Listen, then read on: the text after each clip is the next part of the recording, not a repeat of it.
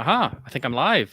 How is everybody? As always, let me know if I'm coming through okay. And uh, excuse the, well, at least I did get to do a little bit of notice before starting. So hopefully everybody can make their way in. Let's see.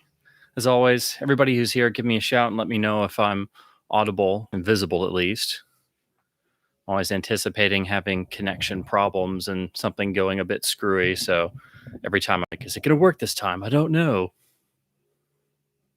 Oh, cool. Cool. All right. So Ian's here. Hey man. And Zachary's here. Hello, sir. Thank you for the thumbs up.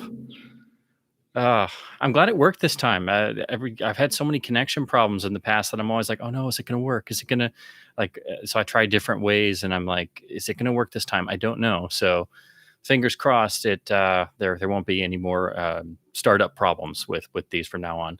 So give a little bit of time for everybody to filter in, so that way everybody can make their way over. Hopefully, you guys saw the notification. Again, I've been trying to get in a stream. I haven't been able to do live streams as much as I would like to. I was doing it pretty regularly, and then it's hard to try and get it to keep a consistent point with schedules. And since COVID, everything has just been totally wacky. So I wanted to do one ever since the news broke of Richard Donner's death earlier this month, and this is just the soonest I could really do one. So I know it's a little bit of a delay, but I did want to at least put something together and do my usual sort of not trying to be morbid, of course, but it's just one of those that it hits you harder than you thought it would, because he was such a wonderful individual, and just one of those people who you hear him in interviews and talking head pieces and commentary tracks, and just somebody so full of life that it hit me harder than I thought it would.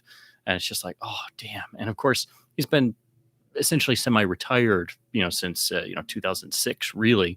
But with the news on Lethal Weapon 5, with him coming back with Danny and Mel, it just kind of stoked the old fires again. And I'm like, man, I mean, he's over 90 years old. How is this going to work? I don't care. Take my money now. Like, that's where I was at. And so now, of course, that means who knows where that's going, with the possibility of doing a Lethal 5 sequel.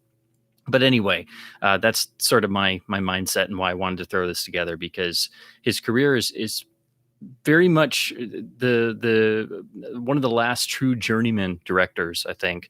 And it's far more varied than you even realize when you start looking at it. And then his television credits and all the great shows he worked on.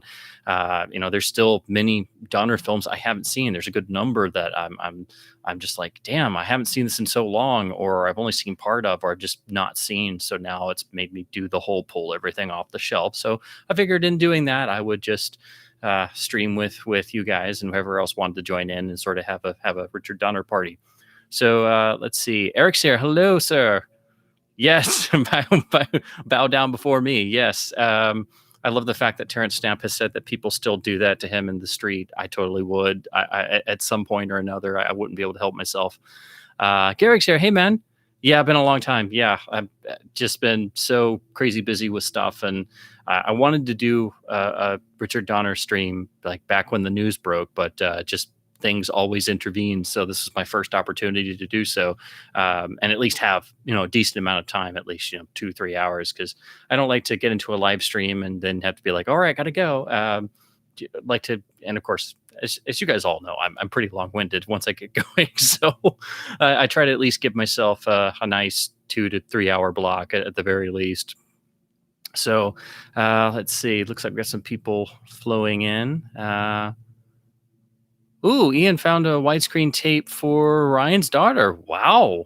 I did not know that existed. I've got the Laserdisc and the DVD. That's one of those that I keep praying will come to Blu-ray at least, because it's a beautiful film. It's a hard sell because it's so dark and dour and depressing. And I mean, it does have some elements that are a bit problematic, but it's the last true David Lean large format epic, because Passage to India wasn't 70 millimeter. And it's a beautiful film, but it's absolutely heartbreaking. And Mitchum should have won his like 5,000th Oscar for that movie and didn't.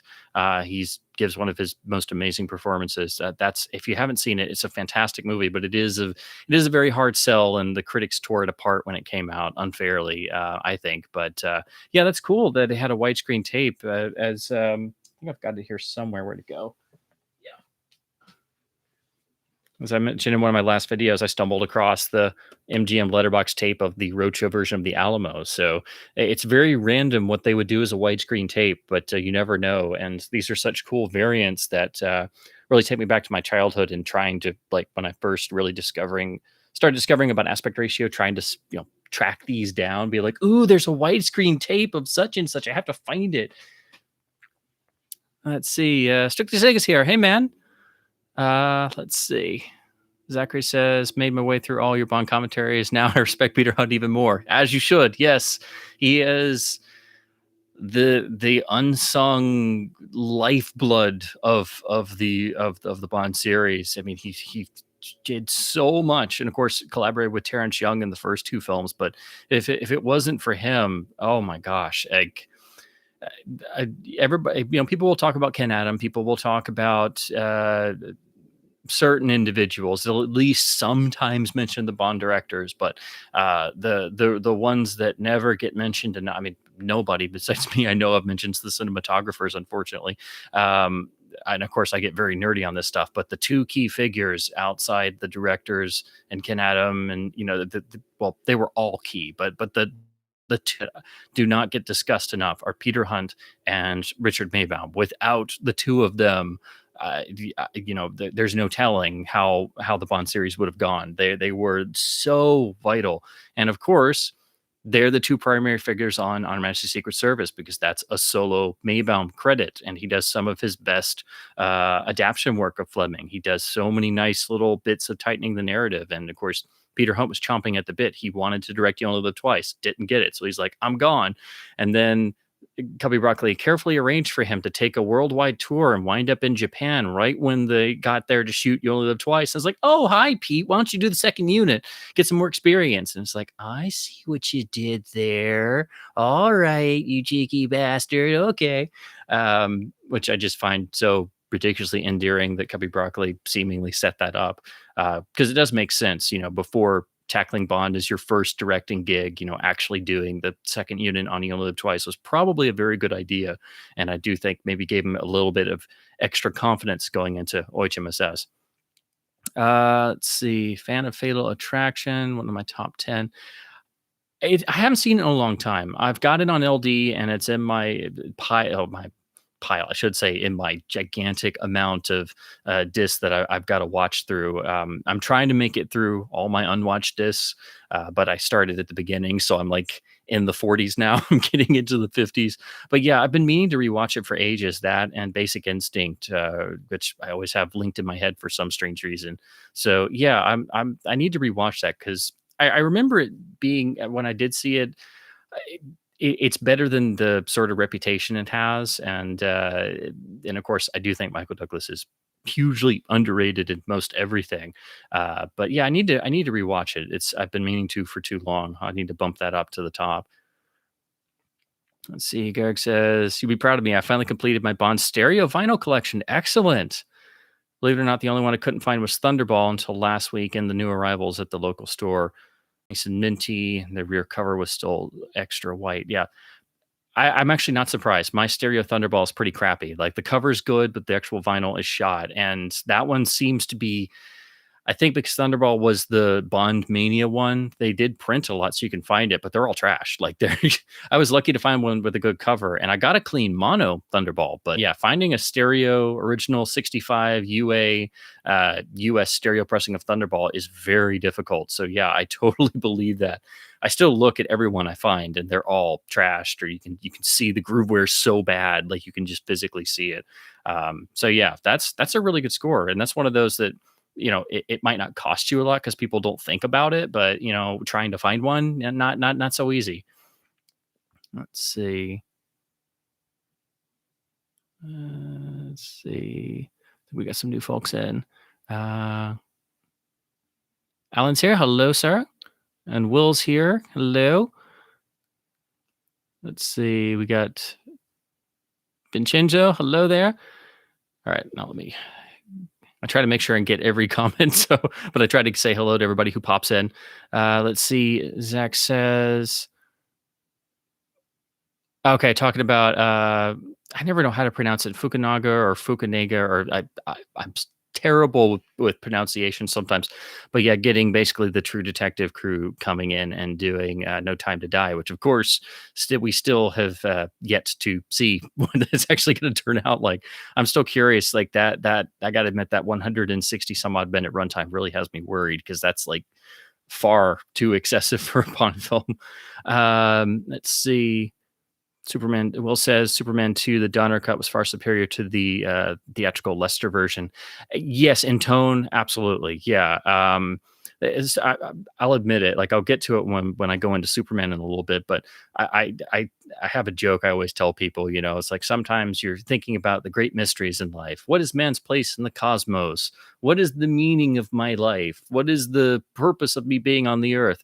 How does one fix Superman 2? Like it's a conundrum. You can't figure it out because of the way the production went. You know, there's stuff in the theatrical cut that Donner never got to shoot, and thus it's not in the Donner cut. And so you have chunks that aren't there, and they didn't get to do their own ending. You know, Donner and Mankiewicz write something because they took the ending of 2 and used it for 1 with reversing the Earth and changing time, and so I do prefer the Donner cut, but there are some bits of the theatrical that I miss because they should be there, but Donner never got to shoot them. But the tone of the theatrical cut is just totally different, and the look, the photography, the gaps in time from the actors coming back, and there have been some passage of time.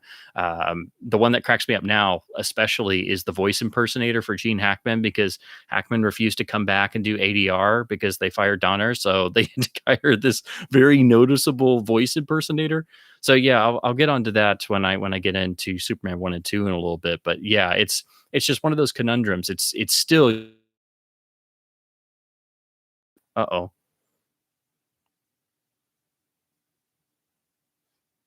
Oh, I think I'm back there. I think I dropped out for a sec. All right. Everybody let me know if I'm back. Just give me a thumbs up if I'm okay.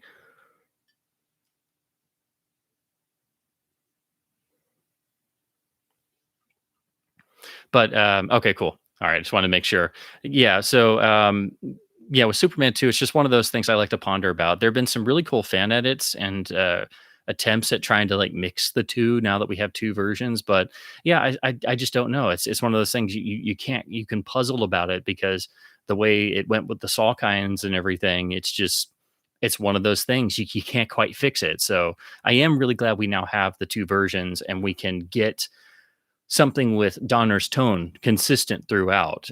Because even as a kid, I thought Superman 2 was kind of a little weird. And I saw 2 before I saw 1. And there were some things I loved in 2 and some things I thought were just stupid. And so when I started learning this stuff, it was like, oh, that light bulb moment happens. And all of a sudden you're like, oh. And then with child's logic, you're like, why did they do that? That's just stupid. You know, why did they fire everybody?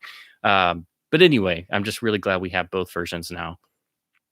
Let's see. Are you a fan of the Godfather films? Oh, absolutely. I actually I kind of stick up for 3 a little bit. It's definitely problematic. Wasn't really necessary, but you know there is some good stuff in there. Um, I don't necessarily watch it all the time, but if I watch the Godfather films and I watch 1 and 2, I always just go ahead and watch 3 as well because you know you might as well. 1 is still my favorite. I of course love 2 like everybody else, but I don't ascribe to the 2 is better than 1 theory because I'm like, no, it's not. It's just not. But it's still great. So yeah, I love him, and I love Puzo's original novel. I read that growing up, and that's a nice sort of slightly different view because it has some of the bits that were cut out that were used in the saga re-edit. So some of the deleted materials has some extra stuff that was never shot, like Lucy Mancini in Vegas and her, shall we say, internal plumbing problems. Which is, I remember the first time I read the book, I mean, I'm like, why is this a subplot here? Okay, well, all right, I guess. But yeah, I'm a huge Godfather fan. Let's see. Oh, Ian found the original DVD of The Shining with the mono mix. Oh, and it's the European cut. That's awesome. Yeah, I really should track down that first Blu-ray, I guess, the because that has the British cut and or sorry, I should say the European cut in HD, but it's still that same. I think it's the same Blu-ray master as the problematic one we've been stuck with before the 4K. But yeah, that's really cool because I know some people have been digging into those and found that the monos on there on some of the Kubrick early DVDs can be better than the Laserdisc monos. And of course, you've got the 4:3 framing and such. And with all Kubrick's films, you pretty much, if you've got a copy, just hang on to it because there's going to be some difference or something you're going to find out later. And I used to have more than I do, and I got rid of some of them. And now I'm like, I need to track down the original white box with the 99 DVDs that they recalled because they're basically just crappy Laserdisc ports. So, yeah, now I occasionally look on eBay and try to find one that isn't like some crazy $60 price tag. I'm like, I'm not paying $60 for crappy DVDs just because I want to get them for the crappy transfer and the monos on them. So yeah, that's really cool because I would like to do that myself. Let's see. Uh, Zach says, I think Hunt was really influenced by the Ipcress file and his directing style with a lot of similar looking shot compositions. It's kind of interesting you say that. I'm of course a huge Ipcress fanatic as well, and I love the whole Harry Palmer trilogy, and I'm a giant Kane fan. And of course, Hunt edited the film, and it was crewed by most of the Bond team and produced by Harry Saltzman.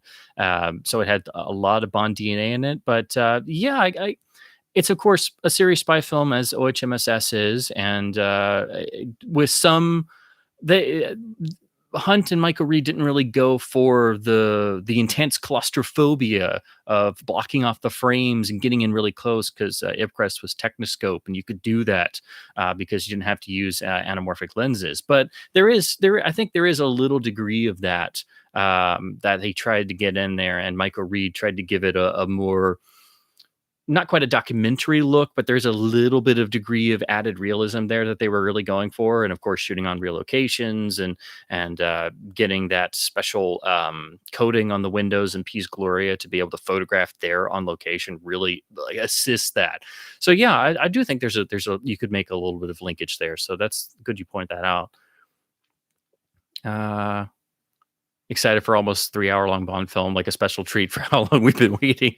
Yeah, I guess, if it keeps getting delayed, they can just tack on an extra reel or an extra 20 minutes. It's like, oh, well, we'll push it to next March and we'll give you an extra 25 minutes. Is that okay? Let's see. Vincenzo's got the diner cut of Superman 2. Awesome. Let's see. Alan picked up some Fritz Lang titles and the Eureka sale. Awesome. Yeah, I saw that too late, actually. I need to really. I've got some Masters of Cinema discs. I love Eureka, but of course, I've only recently started ordering from their site, and I collect too much so already. So I have to pick and choose, and the Criterion sale's running right now. So I'm always finding myself too divided in all the different things I collect. So yeah, Eureka does some great sales, and then usually I see them like after they've expired. I'm like, oh no, that was like 2 of the like 500 Eureka discs I need. Crap. But yeah, I love their site. And of course, they're free shipping to the US, which is like, it explode. Let's see. Oh, Gary talking about the Coda version of Godfather 3. Yeah, I thought about getting that, but when they're talking about the 4K coming out, and I'm sure it's all going to be in a big set, and I'm like, I know that'll have to be included, like the final cut of Apocalypse Now. So I'm like, I'll just wait, because I'm sure it'll be in all one big box. Will's got the Twilight Zone Blu-ray. Yeah, it's beautiful, and of course, I've already got it pulled aside because I'm going to be jumping onto that in a second. This is the slim down repackage, which you can get when this thing goes on sale. It's astoundingly cheap, and the way that Twilight Zone looked for the longest time in those syndication prints and stuff, I mean, they looked really bad. So these are amazing, and I like them that they're not, over cleaned up, so they're not over scrubbed, and sometimes you can see just a little tiny thing crop up here and there to remind you that you're actually watching something real. I much prefer that than the usually hyper sterilized DNR to death craziness that goes on. Let's see. Ian's got the original, very first tape of Superman. That's got to be hard to find nowadays. I think they're ever going to make Godfather 4. No, probably not. I don't know where they would really go after Godfather 3. They could do something within the world for sure. There have been, let's see, I think it was Mark Weingartner who wrote the official continuation novels, which I have, but I haven't read them in a long time. Like I read them when they came out, and then I just kind of forgot about them. But I should probably reread those. And then he also wrote the story for the EA video game, which I really love. That's a fantastic game, even though everybody always says it's a GTA knockoff, but it's so fun, and it really connects into the first film very well. And that's still a fun game to dust off and play.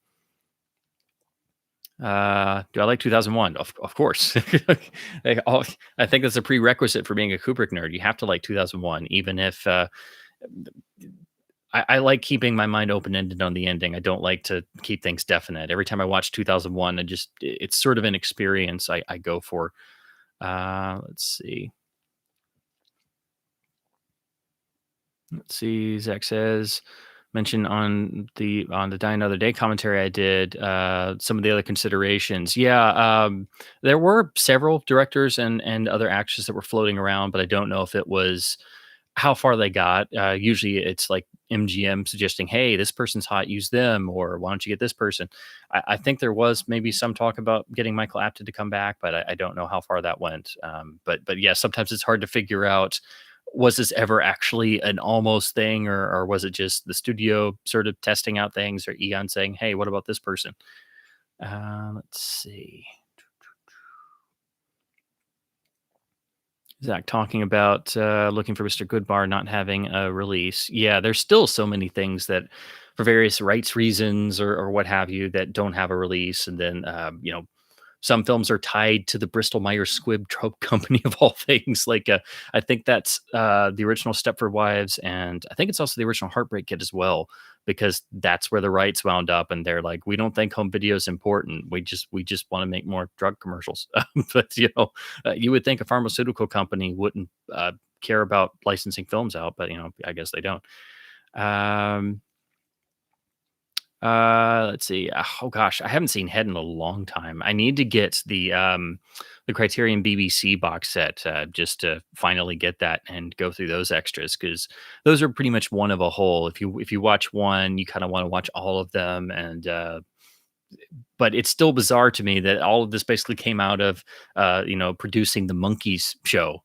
All this like new explosion of uh art, essentially, in American cinema. It came out of producing the Monkeys show, which for the longest time people didn't take the Monkeys seriously, and at least now they kind of do more.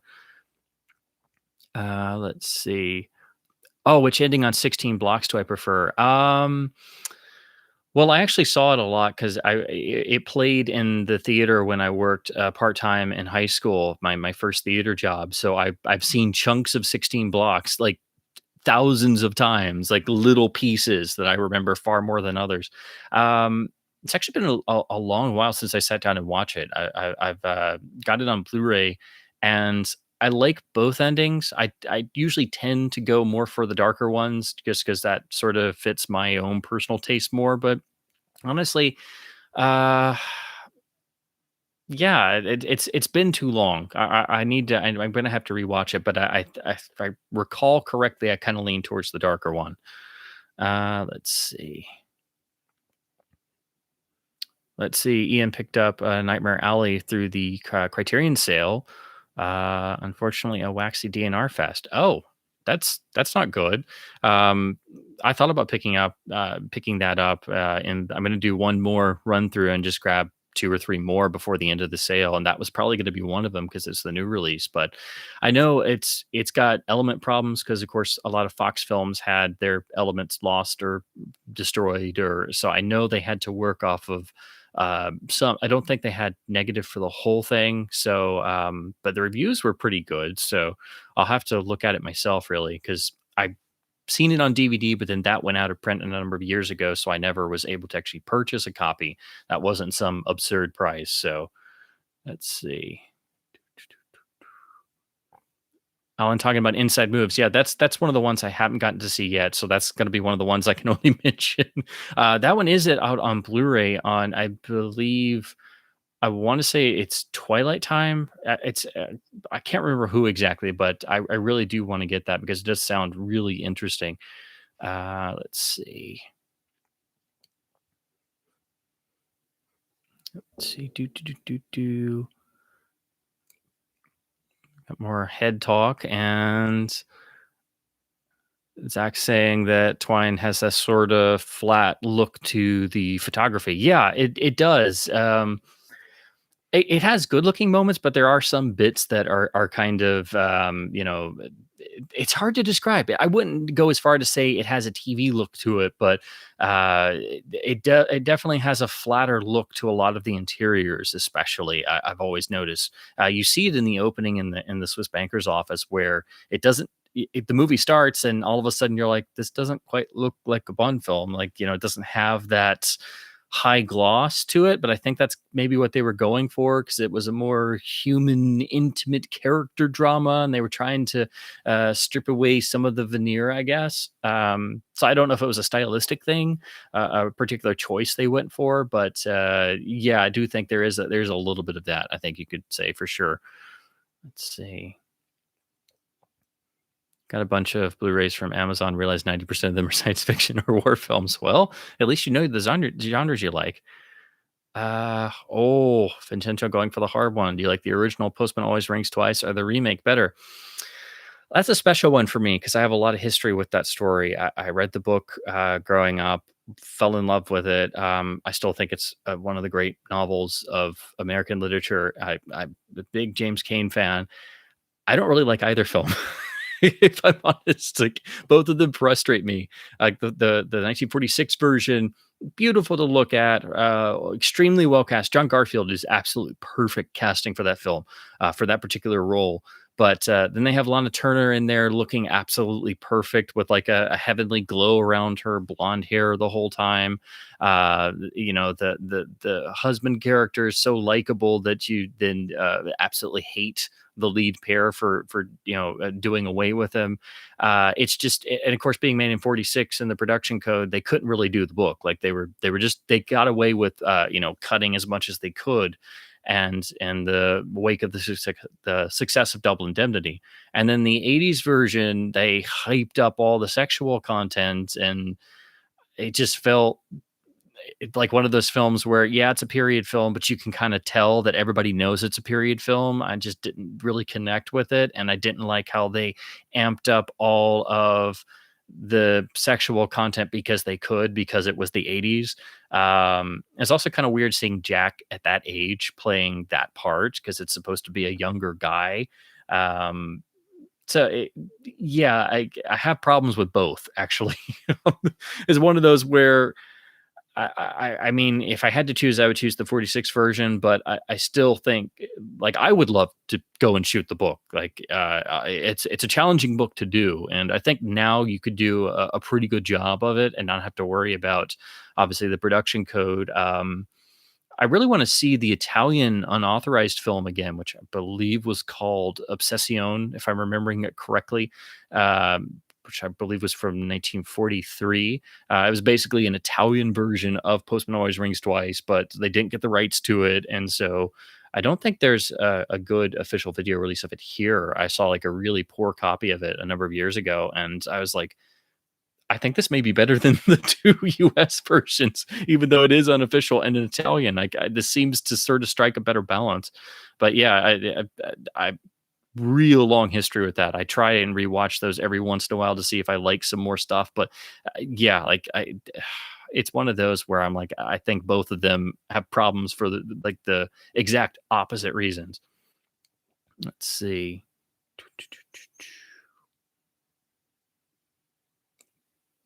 Oh, Ian saying the Masters of Cinema DVD for Nightmare Alley is DNR free and actually NTSC encoded. That's interesting. Yeah, I'll dig into that because I was really excited to check out the Criterion Blue and look at the new extras. So that's something I'll have to dig into. Let's see. Am I a Lynch fan? Not really. I appreciate that he does his own thing, but I've never been able to get into Lynch stuff. I've tried. It's just not my thing. I can appreciate like things like Eraserhead, for being, sort of trailblazers and things like that. But there are just some like I couldn't get into Lost Highway. Mulholland Drive drove me crazy. So yeah, it's just not really my thing. But again, I'm happy they exist and he does his thing and sort of follows his own path. And I can always respect that. Don't have to necessarily like it all that much. I admit it. I'm a narrative guy. Let's see. What do I think of the 79 Dracula? It's kind of interesting. It's sort of like a mix of old era Victorian drawing room style mystery drama, and then they sort of amp up the romantic Lothario side of Dracula that Hammer had already started doing in the 50s with Horror of Dracula. So it's sort of an odd blend, I think, between Hammer Dracula and original Universal 1931 Browning Lugosi Dracula. And yeah, it's got some really striking visuals in it. And of course, you have Langella and you have Olivier in there. I just always felt it moved rather slow. And of course, I love the 31 Browning version that everybody complains is too slow, and I don't have a problem with it. So I always find it weird that I feel the 79 version is too slow. I do want to see the Shout Factory release where they went in and provided the original theatrical color as well, because it was stuck in that desaturated director's version, which I have the Laserdisc of it, but I would like to check out that Shout Factory Deluxe Blu-ray just because I would love to see the new HD transfer with the original color intact. No, Seg, I haven't got to watch Albino Alligator yet. That's again in my never-ending to watch pile. I need to throw that on and just give it a spin. I just got it simply because Sam was getting rid of a bunch of discs, and I'm like, hey, that's a pretty late release, and I totally, for lack of a better term, I totally spaced that it was actually directed by Kevin Spacey. Then I got it. I'm like, oh yeah, I see. So that should be interesting to spin through. Let's see. Yeah, the cinematography on the Postman remake, the 80s one, is it does its own thing. It doesn't like try to redo what John Alonzo did on Chinatown, but it sort of follows in that same sort of milieu, I guess you could say, of using the improved modern film stocks of the time and sort of going for a duskier color palette to really sell the period. So I don't have a problem with the visuals at all. Like I do agree those were great. Um, let's see. What horror material do I have left to cover in live streams? Oh man. I kind of have already covered like all my primary favorites. Like I I think you're right. Probably the what I have left is like science fiction horror, and I've already covered a lot of ones that sort of tiptoe into that area. So yeah, every October now, I'm like, oh crap, what do I have left? Yeah. Let's see. Prefer fan edits of Revenge of the Sith where Padme lives and Vader was lied to by the Emperor. Yeah. That's actually not bad, and at least it gives us something better than the inevitable she lost the will to live and then you put your head through the literal wall.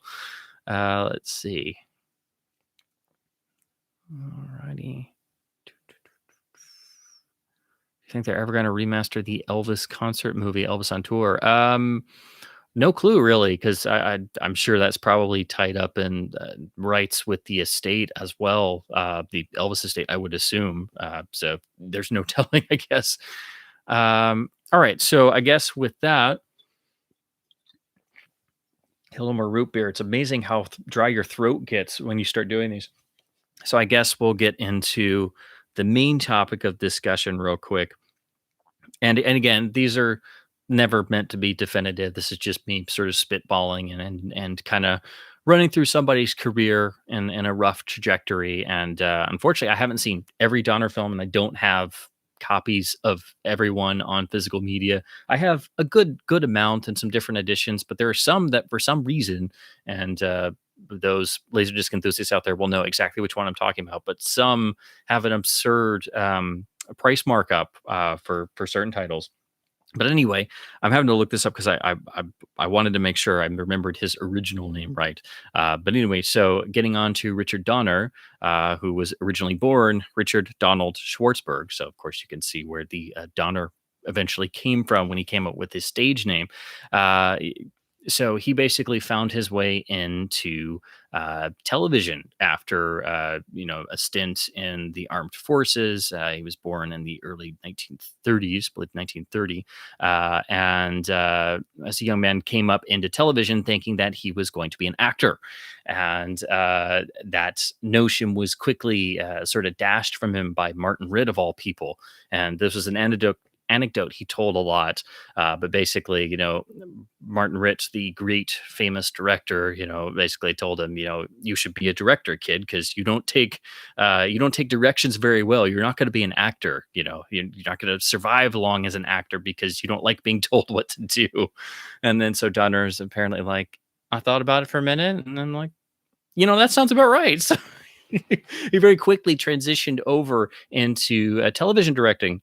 And so he basically got a lot of the same on the ground, hard and heavy, intensive experience that he would have gotten, say, 20 years earlier as a studio contract director. So, of course, this isn't as glamorous as starting out in feature films, but since the studio system had already completely started to implode upon itself by this point when he was getting into the industry, the next best thing was getting into television. So, he wasn't quite old enough, I'd say, to maybe be in with the core group of directors that came out of live television and the birth, the golden age of television. But I would say basically that Donner was, slightly after that in this sort of next group of directors who came out of intensive. I don't know if there's necessarily a silver age of television, but the immediate aftermath of the golden age live era television. So he is coming after the Martin Ritz and Sidney Lumet and John Frankenheimer and all of that particular crew. Well, I'd say Donner sort of represents the next sort of section, and then after Donner, you have basically Spielberg and his era of directors who started in television of the late 60s into the 70s, whereas Donner started in the 50s and moved into the 60s and wound up sort of going back and forth after his first two or three features really didn't take off. And it's amazing when you go and you look at just the number of shows that he worked on, because it's quite a long list. So I've got it pulled up here because I couldn't possibly remember all of them. But again, we all think of Donner for Superman and Lethal Weapon and Goonies and things like that. But if you just look at the credits that he achieved, he worked on Dick Powell Theater. He worked on, which I actually have these here. He worked on the rather underrated series that broke Steve McQueen, which was the Wanted Dead or Alive classic Western series, excuse me, which I have here in the original DVD individual season sets with some nice extras. I believe all of Donner's episodes are here in season 3. And, he's actually credited on the back. That's when I first started getting into the series more.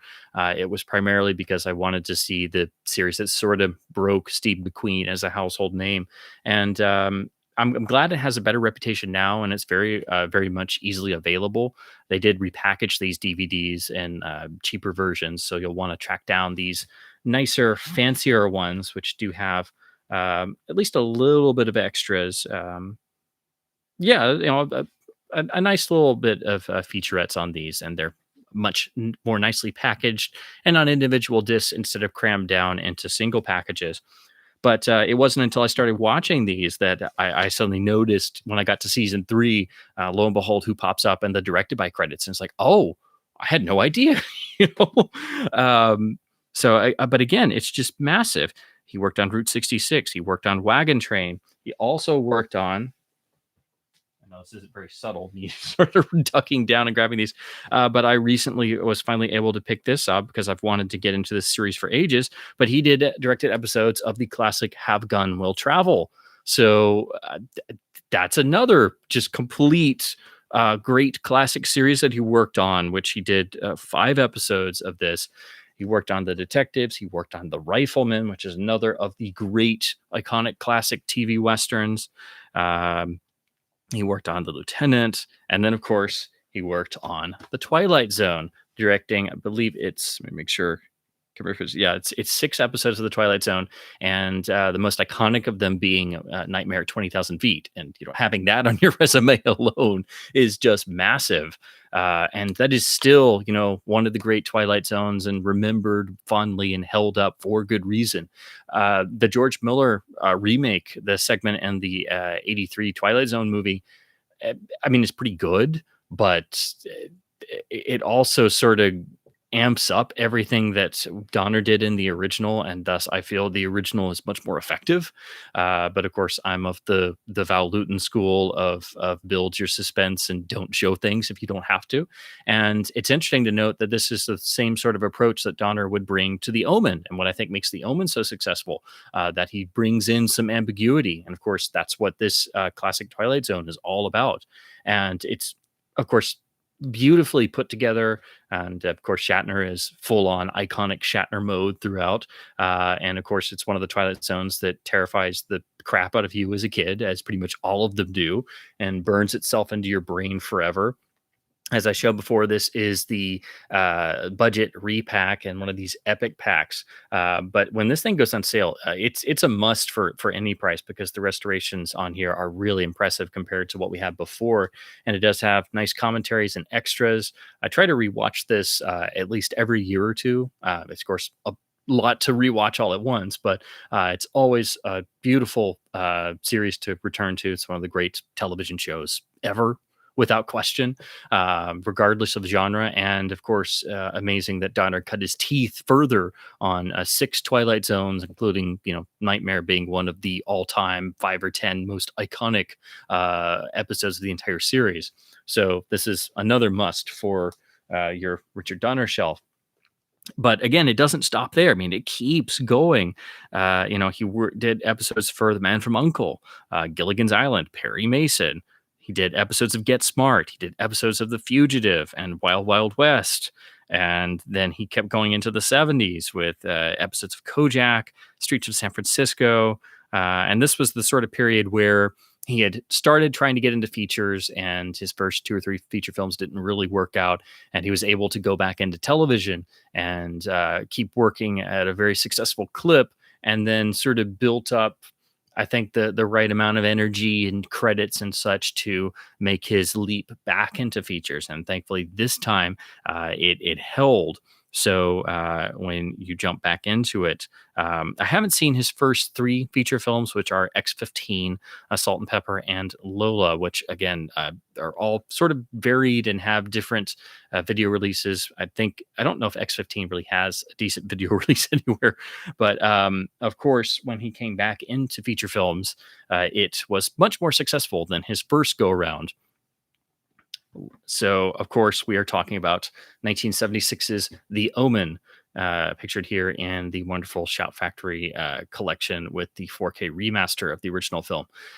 Now, for me, The Omen was always a film that I appreciated growing up. It just really appealed to me, the sort of atmosphere and tone that it generated, and I love the ambiguity of not knowing, is this really going on, or is Mr. Thorne himself just completely insane? Is he being led to believe all of this conspiracy theory nonsense?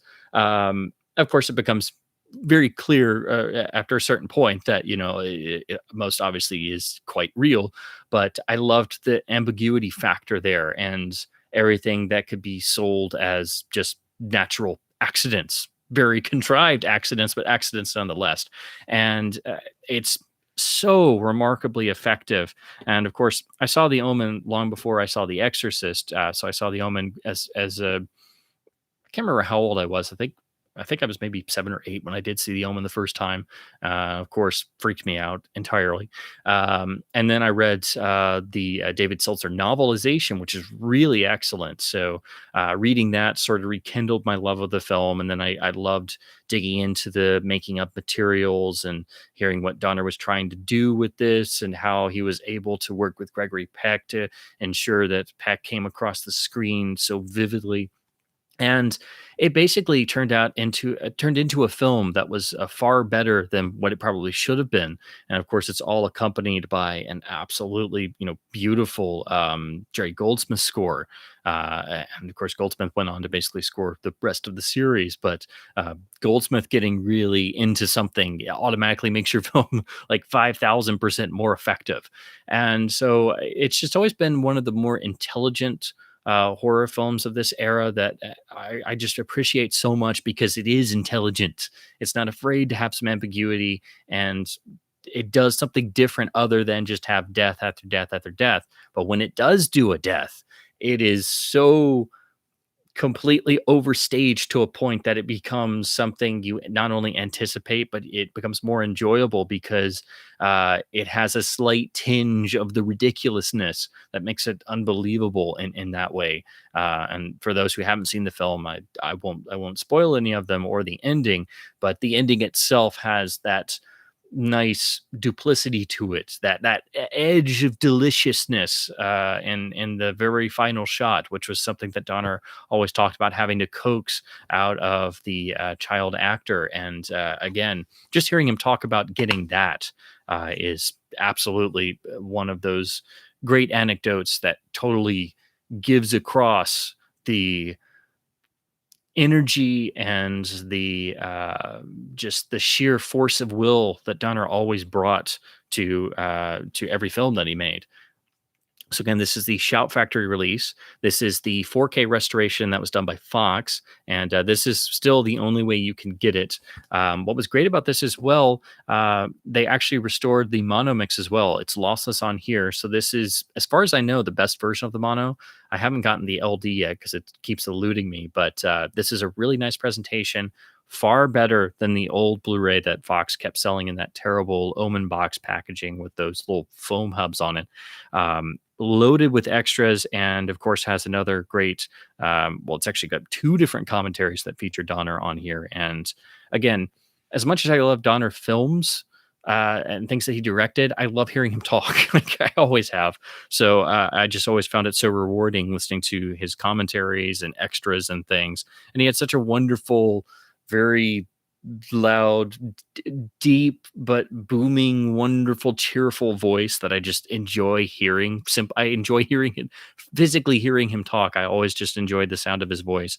But yeah, this thing is loaded with extras and a lot of new extras that were commissioned for this. So I do highly recommend this is the version to get if you want the Omen in its best quality now. And of course, it is still exclusive to this box set, which does go on sale for quite cheap. So I would definitely say get it sooner rather than later because it being Fox, after the Disney buyout, there's no telling how long it will stay in print.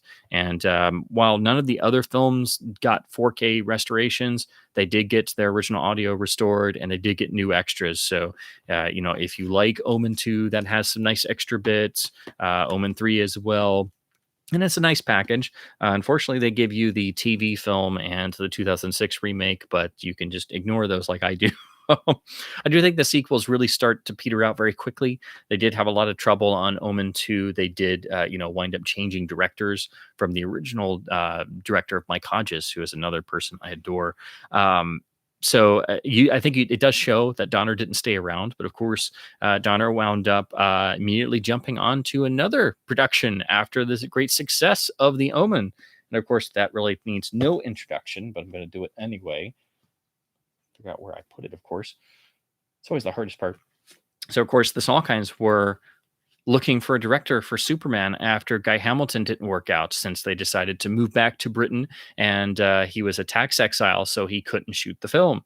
So, of course, they saw this hit Omen movie and after some time decided, hey, I think maybe this guy is pretty good. Let's call him.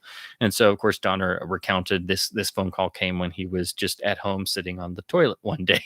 of all places.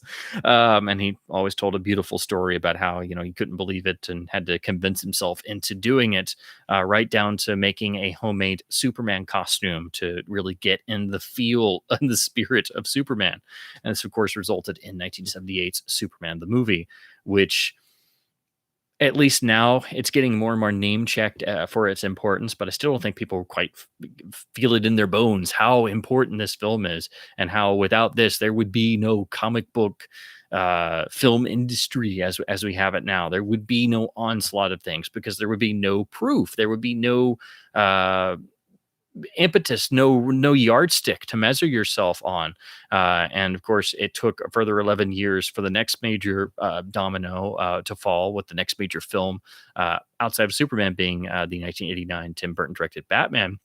But this film, it's so impeccably well made and has such a spirit to it that you really get the sense of how much that Donner invested of himself in this. And this, of course, is where his terminology of using the word verisimilitude came into play, and that was how he approached doing Superman, and having to stay true to the material and maintain the spirit of the original comic books and the character, and not to be afraid of keeping true to the character, because it was, everybody's intention to either make fun of it or do it as something cheap and stupid that only kids would go to, because comic books are for kids. You can't be serious about this stuff.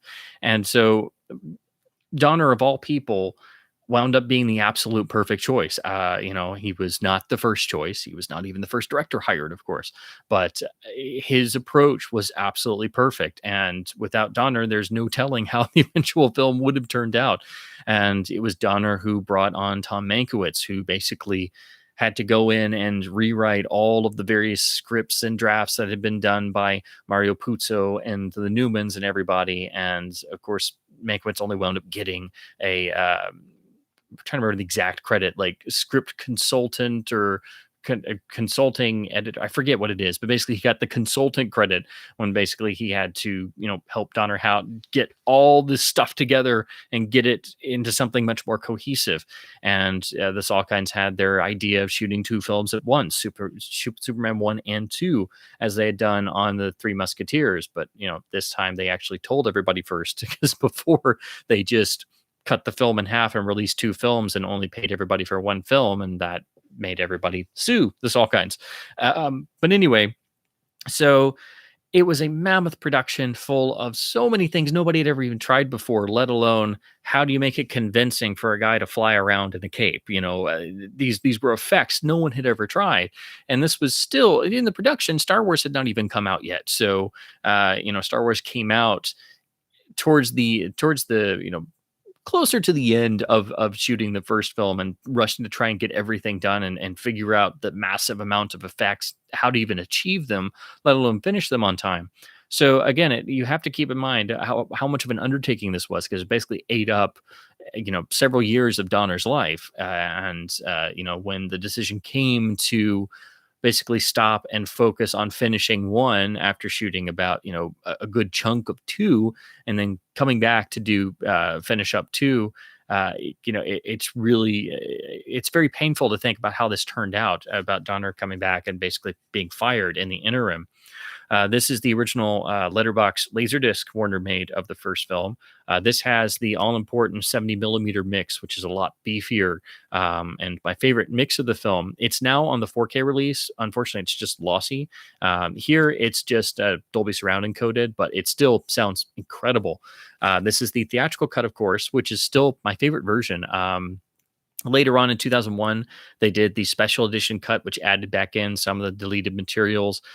And there's some fun scenes, but I don't really think any are necessary. And then eventually we did get if I can figure out where I put it. We did get the fan-loved TV version, the 3-hour, 8-minute TV cut, where they put in all the deleted material for a special airing. And we finally got this Warner Archive official release from a new scan. This is one of those, it's one of the most surprising Blu-rays I've ever seen. When they announced this, I'm like, am I dreaming? I thought this would never see the light of day. So if I'm gonna watch extra scenes, I'm going to sit down and watch the TV cut and watch all of them. But I still prefer the theatrical cut. I think they got the balance just right, and the runtime is, I think, absolutely spot on.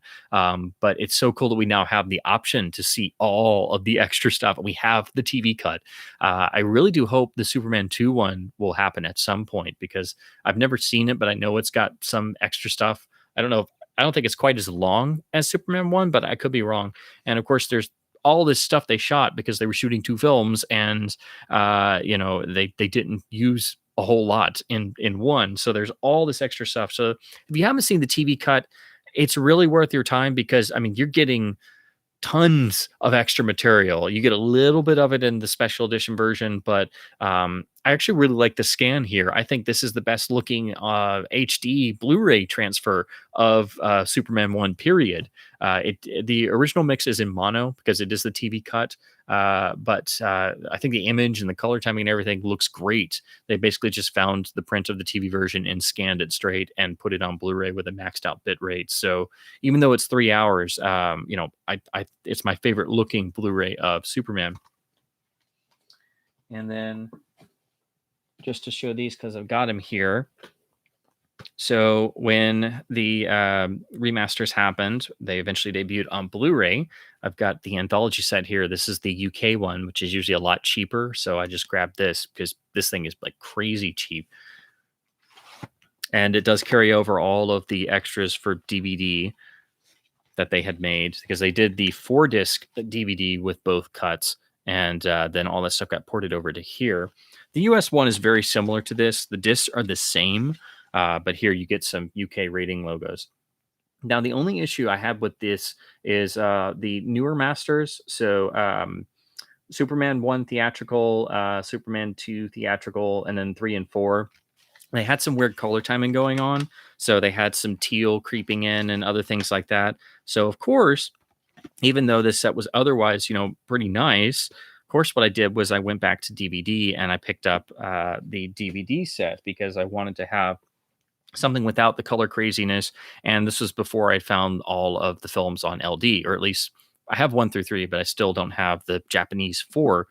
But you can actually find the full-on Ultimate Collector's Tin for actually quite cheap now. I've got this on eBay, still sealed, for like $5. It's crazy what you can find sometimes. This is the really beautiful deluxe tin. Of course, they did this to tie in with Superman Returns and the Donner Cut.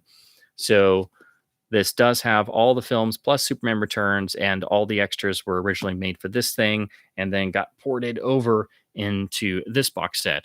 So the reason, again, I have this is pretty much because I wanted at least versions of theatrical cut of 1, and then theatrical 2 and 3 and 4 that didn't have all the teal going on. And this doesn't. So they look much more like themselves. So once you take remove this from the tin, you have this wonderful lenticular cover on the actual disc themselves. See if I can get this to show you, but Soups basically just smashes through his own logo. It's really nicely done. And then on the back, because you got to have the promote Superman Returns. The only thing with this is, because the way the discs are housed, it is very easy for them to become floaters. So this set was pretty notorious for having cracked or chipped discs back in the day. So unfortunately, the special edition, literally the very first disc, is pretty shot, but all the other discs are fine. And I didn't mind, because I have multiple copies of the special edition on Blu-ray, and it doesn't have any color problems because it's the same master pretty much. You do get some nice themed inserts. I love the one of the Daily Planet here. And then each disc is on its own individual tray piece.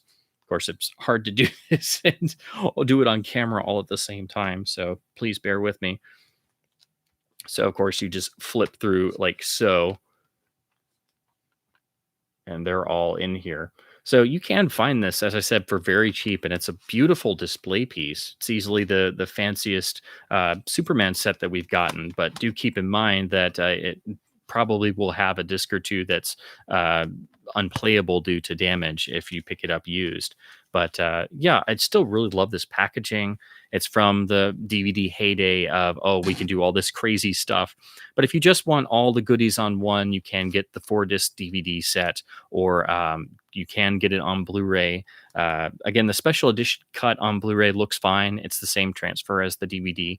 It's just all the newer transfers they did for that set have the teal coloring to them. See if I can get this back in here without looking. Answer is no, so I will pop this in here.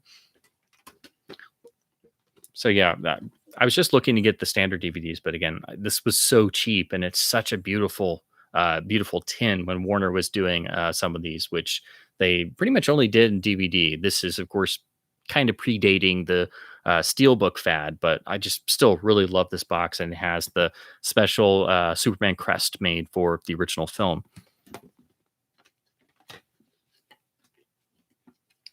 So there's that. And then to get back into the production of the film, of course, it was a mammoth undertaking and became insanely convoluted. It's one of the great all-time productions to study and try to understand what went wrong, because it is just insane, the amount of the workload that Donner was under, and shooting 2 films at once, and then supposing that he was supposed to come back and finish 2, and then after all that work and effort and time, only to get your services are no longer needed. And it's like, well, what do you do after that? So to give you a great bird's eye view of all this, there's the wonderful on-set novel that David Michael Petro wrote. I shouldn't say novel, but the book he wrote, The Making of Superman the Movie.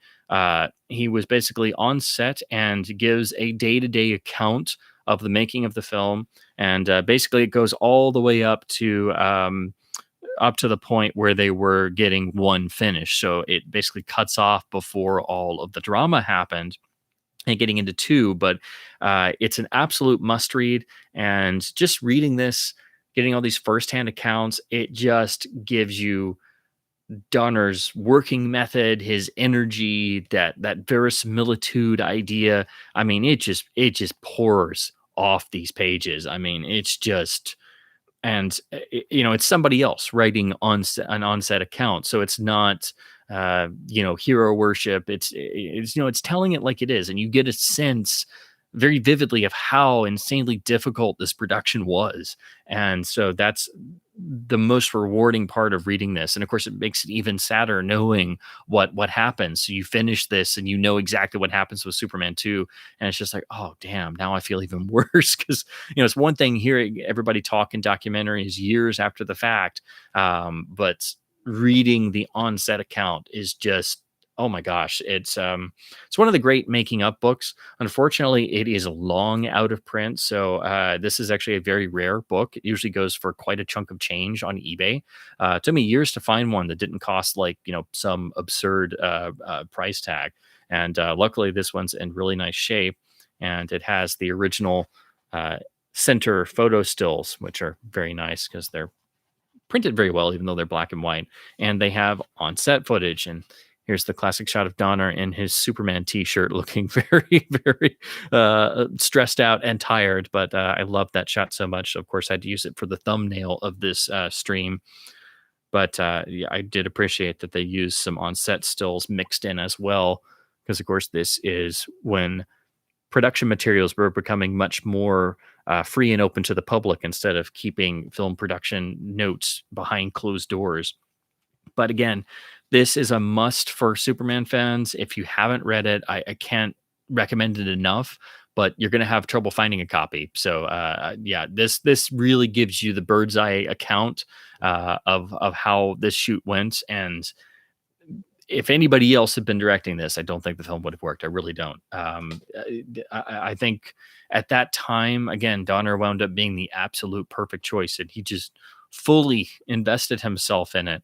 And then we get to the story of Superman 2, which I have the theatrical Lester cut on Laserdisc here, the letterbox pressing, which is pretty tricky to find, but a nice mid-90s Warner release. Of course, they wound up having to stop production and focus on finishing Superman 1, and then took the ending of Superman 2 with Superman reversing the world and reversing time and then use that for the end of one, with the focus then being once we get one out, if it's a hit, we can come back and finish two, and we'll just come up with an ending, meaning Donner and Mankiewicz.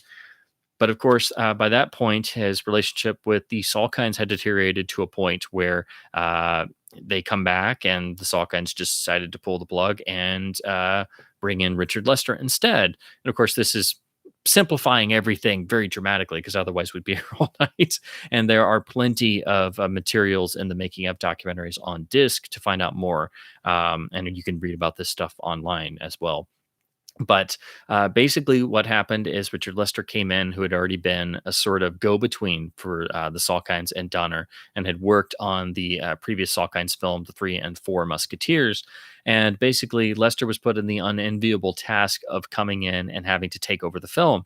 And in order to get credit, he had to shoot a majority of the footage. So he wound up reshooting a lot of Donner material. So there isn't as much Donner material in the theatrical cut as you would think. There is a little bit here and there sprinkled throughout, but you can tell the entire tonality of the film is different. It's obviously a sequel to the 1978 Superman, same cast, same sets. The most of the same sets that are in both films are, of course, the same time period, but the tonality is different, the feeling is different, and it's when you look at that tonality, it's a very mixed bag.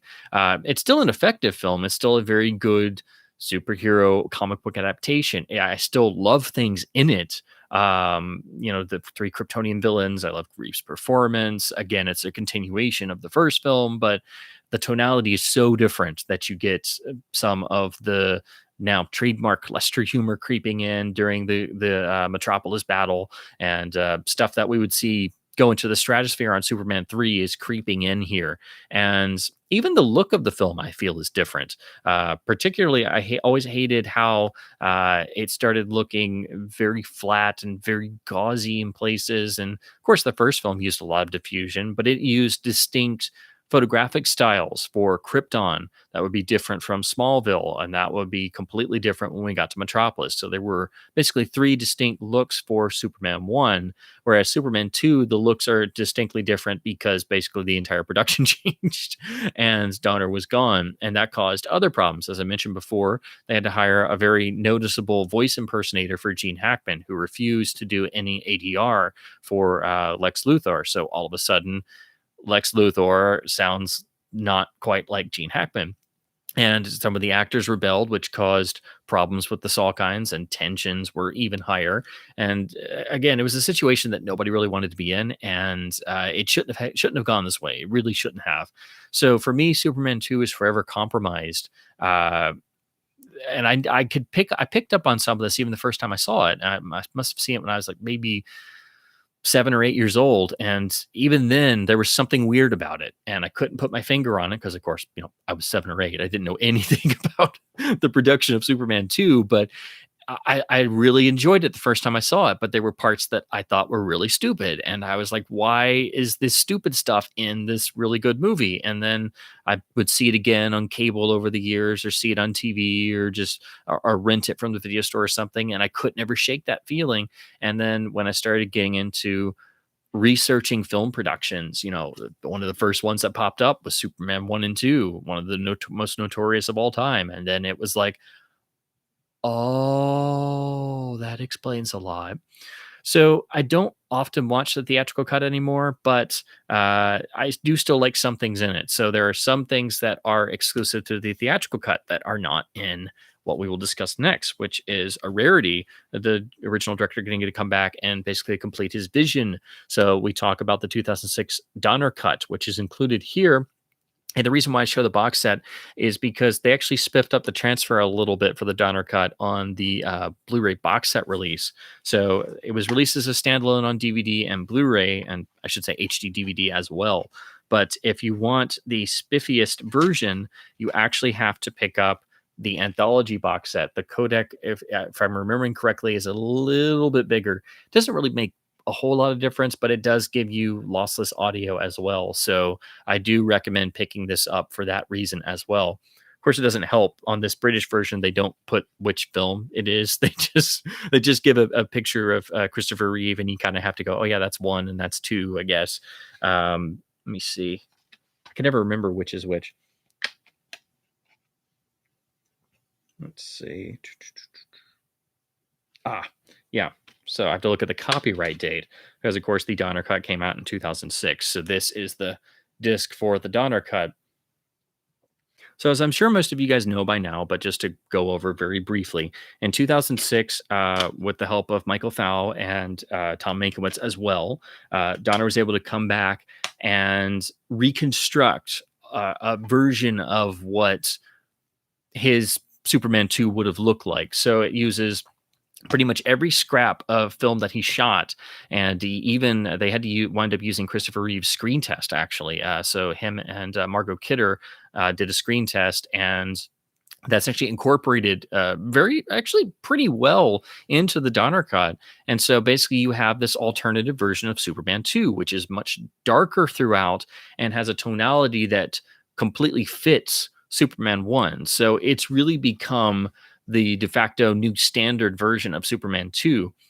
The problems are it doesn't use any Lester footage really at all. So it's missing sequences from the theatrical cut. So you don't have the attack on the small city. There are some things missing. And it also created a brand new 5.1 sound mix that adds some new effects. And so for me being a purist, that means I have to stick with the audio mix on the theatrical cut. The other thing that bugs me is they changed the line. They used a different take when Superman first reappears in Metropolis, and the iconic line in Superman 2, the do you care to step outside, General, which is one of the great lines, is changed to, if I'm remembering correctly, the right wording.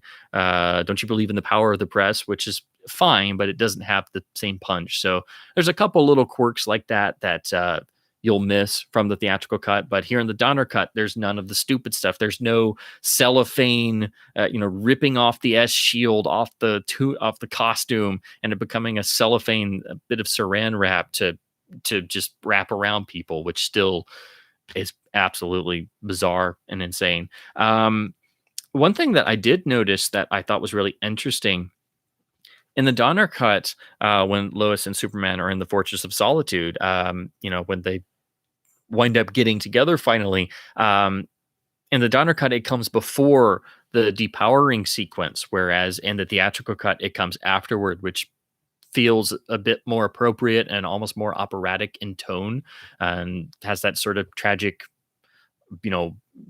godlike figure crashing to earth and becoming mortal, and then making love with mortal woman, blah blah blah. So that was an interesting difference. And of course, the other major difference being that here we heard from Superman's mother and new footage that was created, whereas the Donner Cut uses all of the originally shot Brando material, which is much more fitting and much more in tune and in keeping with what we saw in the first film. And so this footage had never been seen. And after deals were made for this and Superman Returns, we were able to see all of the extra Brando Jor-El footage that we never saw. And it's a completely different take on things. And I think comparing the Jor-El footage in the Donner Cut with the version we were used to in the theatrical, I mean, even Christopher Reeve's performance is different. So there are elements of both that are good, but having Brando there as Jor-El and the notion that's presented of the father becomes the son, I mean, it's so well done that you're just like, oh my God, why did this ever happen? We needed this back in 1980. So if I watch Superman 2, I do watch the Donner Cut. I occasionally throw on the theatrical, but it's just a situation that should have never happened and unfortunately did. And so it's one of those films that's just as fascinating for its production and how it went, and studying and looking at the materials and reading the making of and watching the documentaries and listening to the commentaries. And of course, the Salkinds have a completely different view on things and they stick to that, and Donner sticks to his story. So it's totally bizarre, and you would think that we wouldn't see this, happen much after that. But now, if you look at films today, it happens all the time. Directors get replaced early or mid production by somebody completely different who reshoots tons of material. And of course, this also happened rather notably on the Justice League film. So the Superman 2 scenario is still with us, unfortunately. But yeah, this is really where it first happened, and it's again one of the most notorious film productions that went wrong. And it's, I think, essential to study the whole saga of Superman 1 and 2. And so having the Donner cut is really fantastic. But I just wish they hadn't remixed the sound, and I wish that they had used some Lester footage to try and make it more complete. And of course, also they didn't have a large budget on the Donner cut, so they unfortunately had to reuse the idea from ending the first film. So Superman turns time backwards again, and they had to use some really very poor looking CGI. It's very obvious, and they're having to patch things together, so it makes sense. But I really do wish they would be able to redo this with a better budget. Like so it would be much more like what we saw on, say, the director's cut of Star Trek: The Motion Picture, which Paramount is actually redoing now in 4K. So they are redoing all those effects from the DVD release. So I would think Superman is popular enough that we could see something similar. But for what it is, it's trying to sort of give you an idea of what the Donner version of Superman 2 would be like. And for that, it should be commended and lauded. But you do have to keep in mind there are those limitations sort of baked in.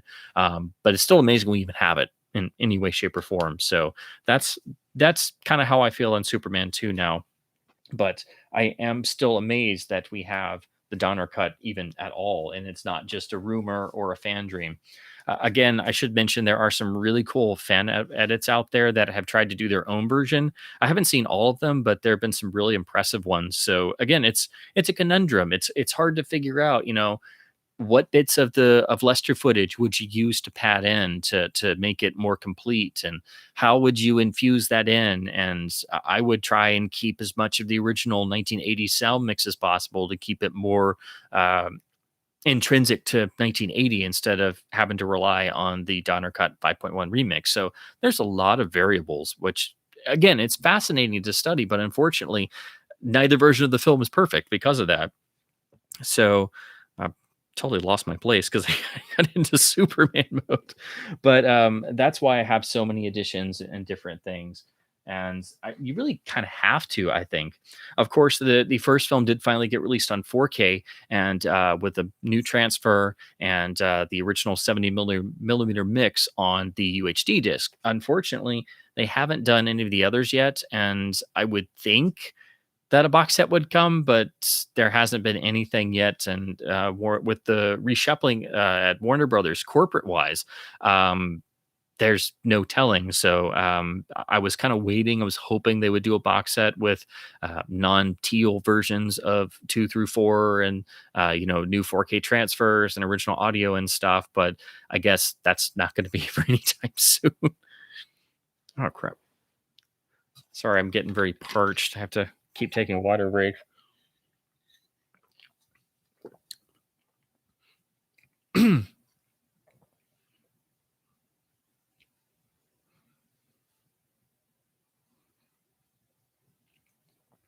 So basically, after the Superman debacle, and I think debacle is the right word because even though everybody just sort of commiserated with Donner and industry wide, I think after what happened, that experience, I think would sour most people on the film industry. So I think it's pretty amazing how Donner was able to kind of bounce back from that, and he did still have some success with the original film, and of course the Omen as well. And he was well known and well liked by the rest of the industry, the Saw guns notwithstanding.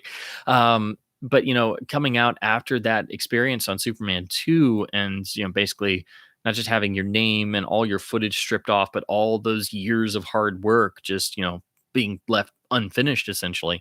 But he was able to bounce back and do two films in the early 80s, which unfortunately I don't have physical copies of. The first being 1980's Inside Moves, which is one of the Donner films I haven't got to see yet that I really want to, because it's interesting to note he goes from Superman to a much more character intensive drama about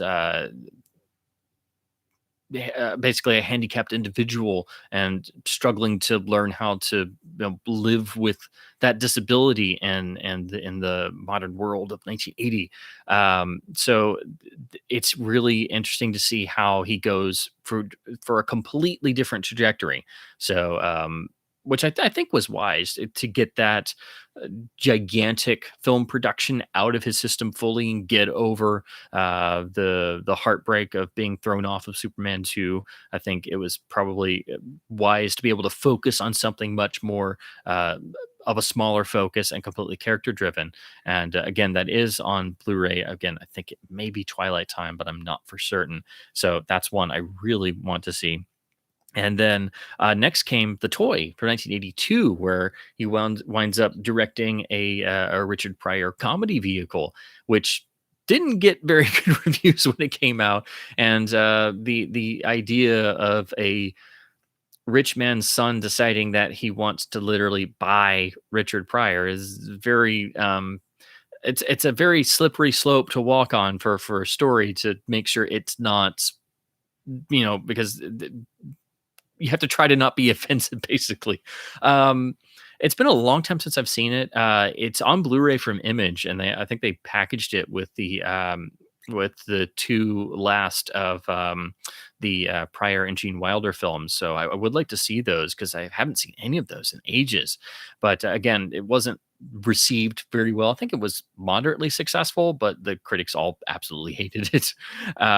So there was a little bit of a gap there. So you actually have to move up to a couple years later in the 80s, and he winds up making two features in 1985. The first being the iconic film The Goonies, which unfortunately I don't have a copy of. When I went to pull everything, I could have sworn I had at least the DVD or something, but I don't. So I'm actually going to get the 4K Blu-ray combo that just came out recently, which does have a Donner commentary that I'm really excited to listen to. I've rented the DVD many times. I could have sworn I had it, but I just don't, unfortunately. So I have a big empty space. So just picture something Goonies related here. And for some reason, the Laserdisc is absurdly expensive. Like it's like it usually goes for like anywhere between 35 and $50, and it's just a regular Warner's letterbox release. It's nothing special, and I'm not going to pay $50 for just a regular Warner Brothers 1991 letterbox laserdisc. So yeah, like I said, I've got the 4K Blu-ray coming, but yeah, what makes the Goonies special is, it's obviously a film designed for and aimed at a younger audience. But what I've always appreciated about it is much more of an old-fashioned adventure film, and it does sort of tie into the lost art of storytelling for younger readers and adventure stories. And of course, me growing up as a giant Hardy Boys addict, and of course, if you've seen any of my videos, I still actively collect all the different editions of the Hardy Boys. The Goonies felt like to me the closest anybody had come to sort of carrying on that spirit of adventure stories for boys, or almost even you could say getting towards the old fashioned boys' own adventure stories. So, of course, you have an entire wonderful cast of characters brought together. A lot of actors are appearing as young kids before they really erupted into full stardom, so you get that factor as well. But what makes the film work is how well that Richard Donner is able to contain all this energy and make all of the various leads have enough screen time so that they become endearing and they don't ever verge on being annoying.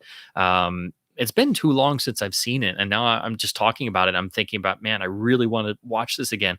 And of course, I'm looking down. And I'm like, why don't I have a copy of this? I could have sworn that I did, but again, I'm gonna just get the 4K Blu-ray combo that just came out, which unfortunately some people say did get a hit with some DNR on the new 4K transfer, which otherwise looks really great. But now everybody seems to have Goonies mania, and with this wave of nostalgia that's come through for everything 1980s related, and they were talking about doing a Goonies sequel for a while, and now that uh, Donner's no longer with us, I don't know, like Lethal Weapon 5, how any of that would work out, or if it had ever gotten to serious production start points or anything. So there's no telling what's going to happen with that scenario. But getting back into the filmography, it did make me start digging through into his other films. And everybody talks about the Goonies now, but in 1985, Donner made another film that was also a passion project for him. Took him a number of years to get made. And rewatching this, I had one of those holy crap, I forgot how good this was moments. And for me, I think this is the underrated gem of his filmography. I really do. And that, of course, is 1985's Lady Hawk, which is right smack dab in the middle of the 80s sword and fantasy sort of revival genre. Honestly, it's a lot more historical period piece than the fantasy. The fantasy elements are there, but they're sort of drizzled throughout. It's not constant fantasy, which I really appreciated. Of course, this is the very striking image used for the original US art on the Warner's Letterbox Laserdisc here.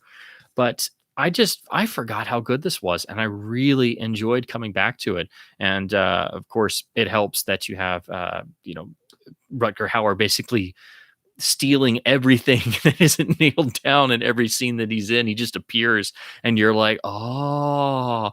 And he almost seems to be channeling a little bit of Roy Batty here and there, almost with those wonderful gazes that he can do. I think you can also feel the slight touch of Tom Mankwitz's typewriter, because he did do some work on this, and I think you can hear some of that in Matthew Broderick's dialogue, which, yes, it is a little fourth wall breaking. It is almost a little Ferris Bueller-ish, but I kind of like it that this film, while it is a period film, but it does have some tinges of the 1980s. It doesn't completely overwhelm you. The thing that does, of course, is the score that was it is very 80s, produced by Alan Parsons, and it works for most of the film. I could go with it, but I had forgotten how jarring it was, starting with the main titles, and that's the big bone of contention everybody has, is the score is very jarring. I can understand why it was in Donner's head, and he always said he would scout locations listening to a lot of Alan Parsons' project, and so that's why he wanted the score to be like that. But there are definite moments where it just rips you out of the movie, and you're like, "Oh yeah, that is so 80s." That's not good.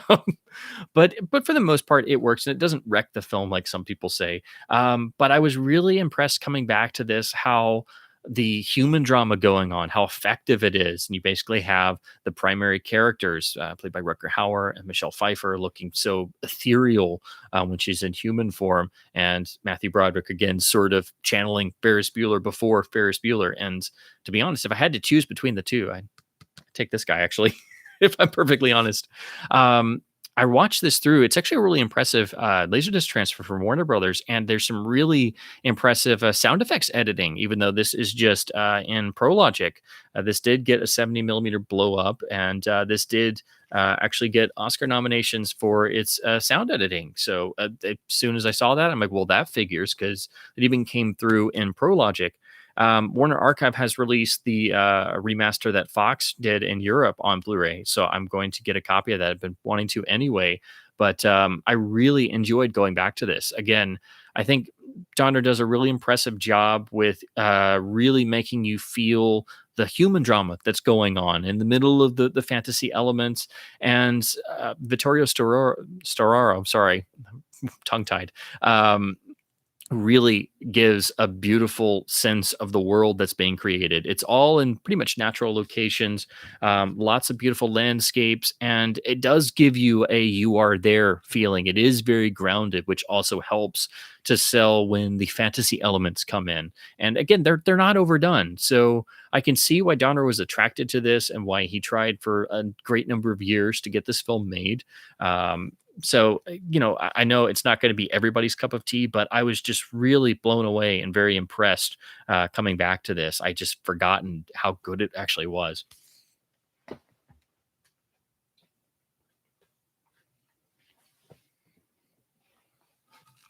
Gotta take another water break. Sorry.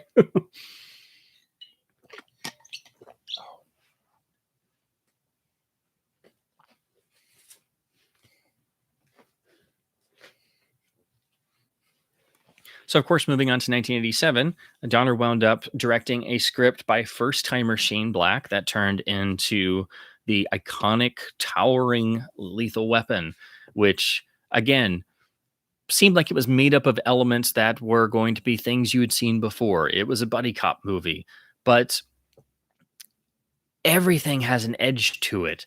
And Shane Black has a darker, wittier, uh, more intensive feel to his writing anyway. And I think this comes across in his first sold script, which is Lethal Weapon. And I think Donner recognized this, and so in building up the characters of Riggs and Murtaugh and really making the performances of Mel Gibson and Danny Glover become more multifaceted. It became something more than just a standard buddy cop film. You not only related with each of the two of the pair, but you also wanted them to start to actually develop a relationship, a partnership that actually meant something, because you became invested in each character who is introduced separately and built up and then only then brought together. And then they're not they squabble for the majority of the picture. They don't get they get on each other's nerves, and you really feel this. So by the time we get to the ending, that final moment is so fully earned because the entire film has led up to this, and thus once we've achieved that and the film's over, that leads us into having rewarding sequels. Because we want more, because the groundwork has been properly laid and the foundation is all there. And this film is still, I think, underrated. Everybody talks about Die Hard now, and is rightfully so. But I feel Lethal Weapon now gets shortchanged because of the focus always being on Die Hard. And when you really sit down and look at how Lethal Weapon is constructed, I mean, it's amazingly well put together, and it's again, it's so well crafted that you accept everything, and it's a film you can return to over and over and over again. It becomes like an old friend, and that's why I think the series so quickly took off with audiences, and we all uh, loved going into the sequels. But the first one is still the one that has the sparkle and the magic, and that again, I think that necessary darker edge of Shane Black, because for me, with all the Donner films that I've seen, he does have a tendency towards lighter material, and that's where the Lethal Weapon sequels really start to go to. And then when we get to 4, everybody has a happy ending at the end, which was always a bit much for me. And so in the original film, you have the Murtaugh's in the essentially a midlife crisis, and Riggs is completely suicidal. And it's like there's no gray areas. They both have very complicated lives, and that only helps to make them all the more endearing, and you can really associate with each of them. And then you have to wonder, well, how in the hell are these two ever going to work together? It's never going to work. So, of course, Lethal Weapon became a major fantastic hit. This is the Warner Brothers letterbox LD pressing with the iconic photo used for the US poster artwork. Of course, this was 185 spherical, so the pan and scan releases were just opened up. But you will want to find this if you want the best LD that's actually letterboxed. Has the original Dolby Stereo mix, which is pretty good, but it does sound kind of wimpy when you compare it to the later 5.1 remixes, which are actually pretty good and a lot ballsier. And of course, this film did have a 70 millimeter blow up release, so I don't know if maybe they come from that.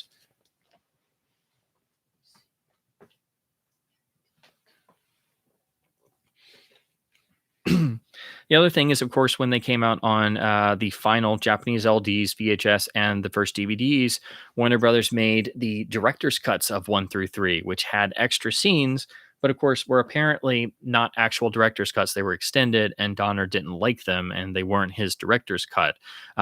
These were the versions that were around in the 90s and 2000s. These were the versions I grew up on, so I have them here in the 4 Film Favorites release. And 2 and 3 just have a little bit of extra material that I like, but it's very minor. But 1 has significant scenes in this so-called director's cut that I just can't live without. There are scenes in here that I absolutely love and I grew up on, and so now going to Donner's preferred theatrical cut, which is also on the Blu-ray, and unfortunately the director's cut, the fake director's cut, isn't included. Excuse me. Um, I miss these. I miss these so much. There's extra little bits.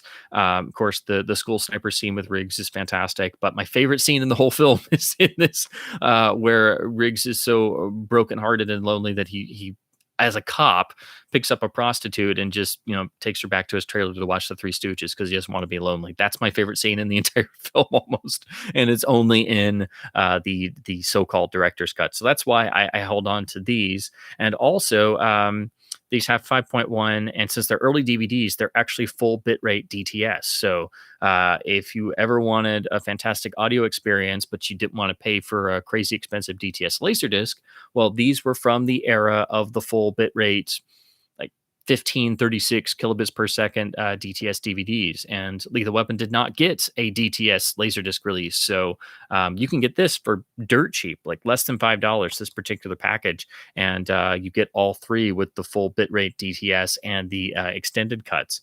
The extended cuts did come out on VHS, and they are in the very rare, expensive Japanese Laserdisc box set, but that does not have DTS. I think it's ProLogic PCM, and I don't know, it might have AC3. I'm not for certain, but it is very rare, so I've never actually, physically seen it. But I still return to these because I like these longer cuts. But yeah, 1 has all those great extra scenes. But the Blu-rays themselves are quite good, and this is the original British release, which came out like a year or 2 before we got it in the US. So we had all imported this, and it's still quite cheap. The US version is a bit slimmed down, but you got this nice slip box. And then, of course, it's got the UK rating info. But what was really great about this, and why you need this box instead of the 4 film, they made a 4 film favorites Blu-ray, but this has a custom bonus disc with brand new extras where it was literally Mel Gibson and Danny Glover and Richard Donner sitting down. And it's got actual Richard Donner interview footage, and they're very candid, and it was so rewarding. So now this is, even more important and interesting because you can now see, sort of that little spark that maybe led them to go, oh, hey, we could do Lethal 5. And of course, unfortunately, that was not to be. The only problem with this, because I did get it imported, it's got these little hinges in the case, and it's very thick plastic. It's a slightly odder design. So, of course, in the shipping, one of the little tiny tabs got broken. So I have to just slot this in here and try to open and close this very carefully. I don't know why it's this thicker plastic, but as you can see, it's rather thick, and then it's hard to open and close just right if you're not looking at it. There we go. But yeah, this is how you have the UK one, because it has the weirder case and plastic. There we go. Yeah, the US one is just a standard slimmer case. But I do like the slip box. And again, you want to make sure and get the collection instead of the 4 film favorites Blu-ray, because only the collection has the really nice featurettes on the exclusive bonus disc. So that's why you'll want to make sure and get this. Again, the US and UK sets are identical. They all have lossless 5.1, which sounds pretty much like an upgrade of the DTS on here. I think these might be a little bit hotter because, old school DTS versus modern DTS. But yeah, this is also essential. But the bits and the director's cuts are on here, but they're just collected as deleted scenes and not incorporated into the feature, because apparently Donner was like, no, those aren't my cuts. Don't put those on there. And I'm like, but I love them. I love those. I love that 1 of 1. But that's why I hang on to my old ones. Okay. I always have to make sure I look down at the filmography again, because I always talk so fast I wind up skipping over stuff. So and again, I'm having to also talk about films I don't have copies of. So in 1988 came Scrooged, which unfortunately I don't have a physical release of. Again, I could have sworn I did, but I don't. And of course, it's Bill Murray as a television executive and basically remaking the classic Christmas Carol story all over again. was not very well received by critics, but has a huge cult following, and Bill Murray fans absolutely love it.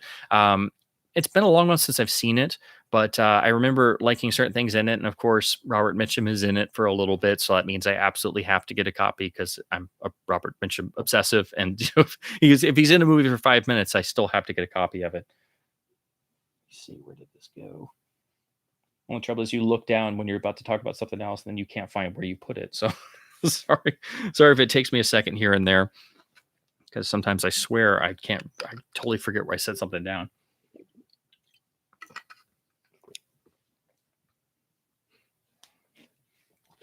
So pretty much from this point onward, the Lethal Weapon series continued and took up an ever growing chunk of Donner's career. So 1989, everybody returned, the boys were back, and Lethal Weapon 2, which is a hugely impressive sequel. Also Shane Black wrote until they got to the ending, and that's when he left. So this is really where the series starts to transition. They're finding themselves more. They add the Leo Getz character that Joe Pesci plays. That adds a whole new dynamic. The comedy is increased, but it's all kept within the characters, and it feels intrinsic. And there's still that edge of the first film, and Shane Black still being involved. But when you get to the ending, that's where I think it really shifts into more of the long running series that we come to think of. And that's why Lethal Weapon 3 is, again, even further down that path.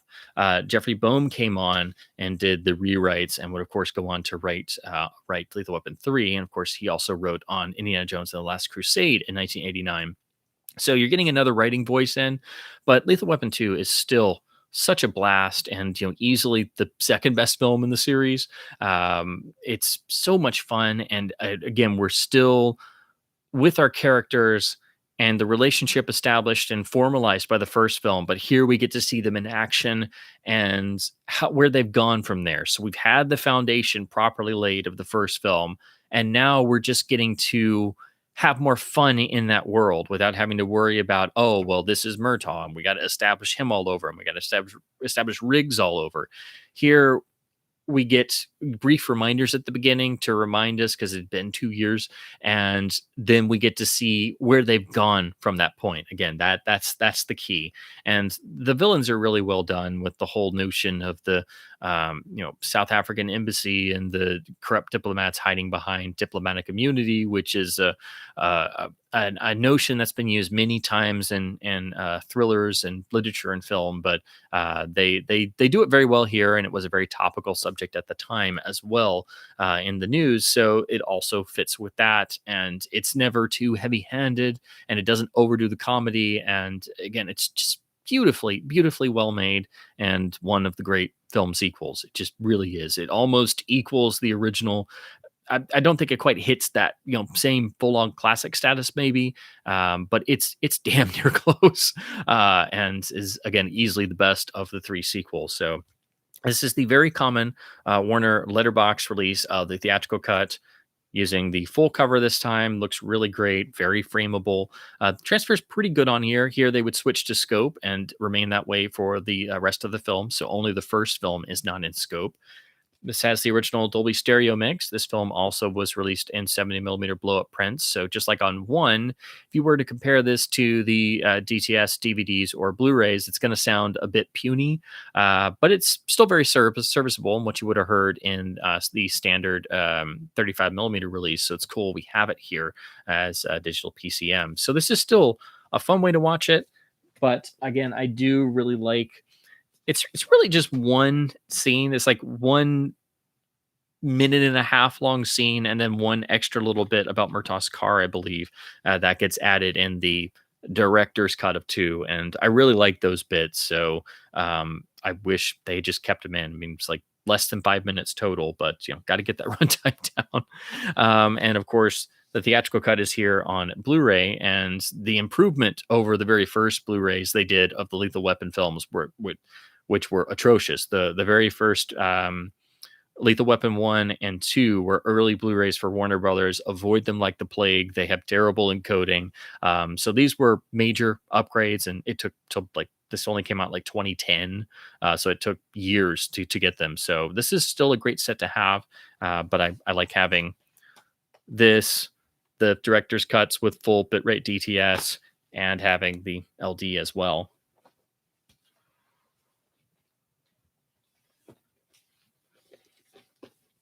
Yeah.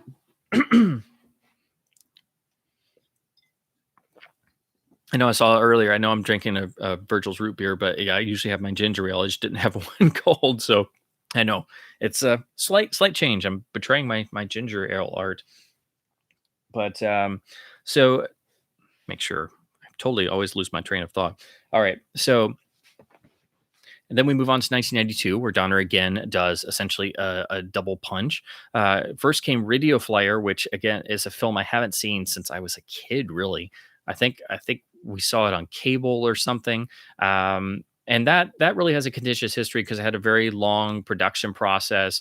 It was a script that was the subject of a bidding war, and then Donner came in and had it rewritten, and the critics hated it. And I remember not really liking it because some of the things it suggested, that basically kids could escape uh, domestic abuse via essentially fantasy. But I really need to rewatch it because I haven't seen it again since I was like maybe 5 or 10. I can't remember. So it's been way too long. And then, of course, we again immediately go into the Lethal Weapon films. So we jump into Lethal Weapon 3. Again, Jeffrey Boehm returns as writer, and the classic pair return with Joe Pesci tagging along. And this is where the Rene Russo character is added. So adding another character to the mix that would eventually become even bigger on 4. And you can see the tonality shift has again moved further from what started appearing in Lethal Weapon 2. So, for the longest time, I felt this was the weakest of the 4, but over time and rewatches and as I've gotten older with rewatching the series, it has good stuff in it, and I like the film. It just kind of has a maybe a tinge of tiredness, or you've seen a lot of this stuff before, and the villains aren't very super memorable. Like there are memorable moments, but it just didn't really fully compare to the first two. But again, you're paying your money and you're buying your ticket for the lead pairing, and you do get more fantastic bits, and you get more great laughs and great action set pieces. I do think the finale and the construction zone is actually really well done, and the action is throughout is great. It's just it's definitely starting to sort of get a little bit long in the tooth here, and it lacks that more intensive darkness that Shane Black brought to the first two. And I really do think that him leaving the series did cause a shift. And I wish he had stayed on or been consulted and stuff, because I think without him at least doing like a first draft or a rewrite or something, I think Donner's tendency was again, well, with Jeffrey Boehm, to sort of move into having a lighter tone throughout. And I mean, I still love all 4 films, don't get me wrong, but I'm just speaking from my own observations and what I prefer. So I really do think the first 2 films really stand out more, but I still enjoy 3 and 4. And now I do feel 3 is probably the third best of the series. And I saw all these out of order. Actually, I saw 4 first of all, and I saw it in the theater as a I don't even think I was 8 yet. I can't remember when it came out in 98. So I was 7 or 8 when I saw it. And I saw 4 first, and of course thought it was fantastic. And only then later saw the first 3. And I was like, oh, wow. Um, these are a lot darker, especially that first one. This is the standard, very super common Warner Brothers Letterbox LD. Again, the theatrical cut. It's Dolby Surround on here. This one being, from 91, 92, it's obviously much more potent than the first 2 films in terms of the mixing. So the mix on here sounds pretty good. But again, it's going to sound kind of wimpy compared to the much beefier 5.1 versions. I believe this also got a 70 millimeter blow up as well. So it's probable those came from that. Here we get the poster art on the jacket, which looks really nice, has a little bit of glossiness to it. The only problem with this, this does have some rot possibility. So I actually have 2 copies. This was my first one. It's got a little bit of speckling on one section on side two, I believe. It's not anything crazy, but I saw that I'm like, wait a minute, and then I looked and I saw the rot indicator on Laserdisc database. I'm like, oh crap!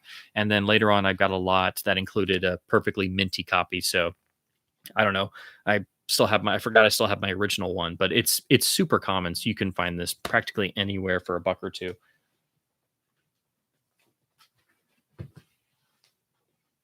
And of course, you'll want to find the slightly extended director's cut with the full bitrate DTS, and of course, you can get it on Blu-ray as well.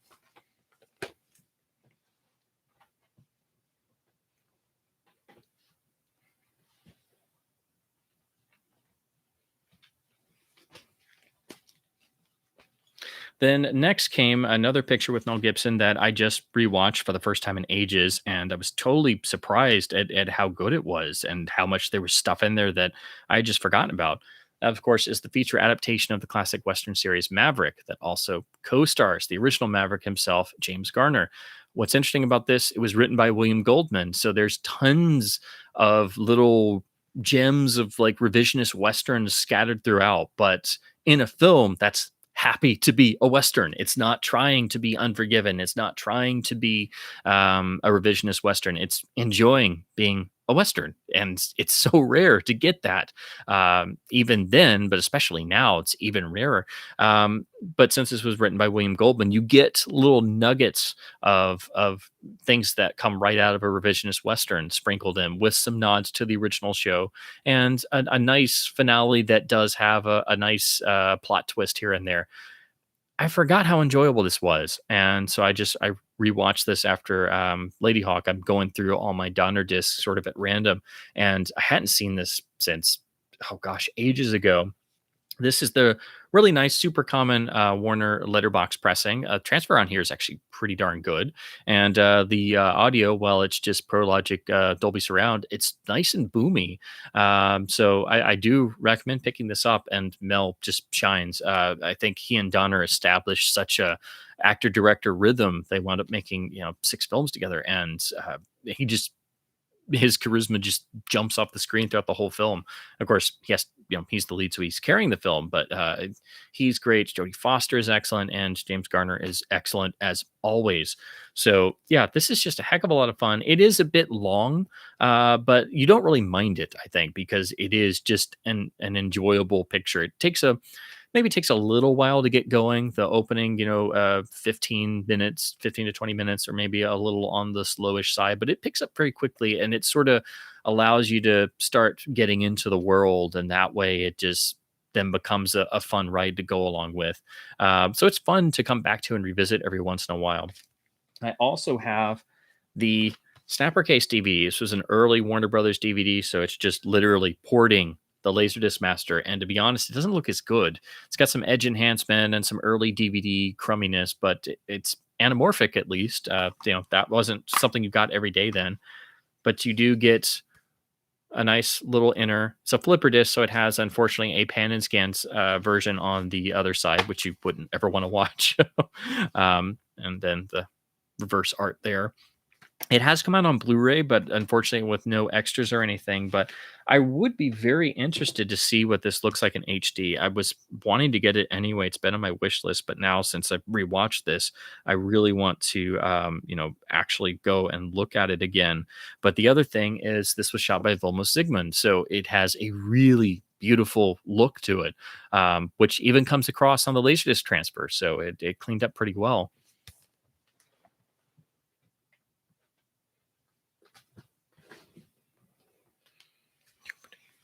Then next up in 95 came Assassins, which most people know now famously.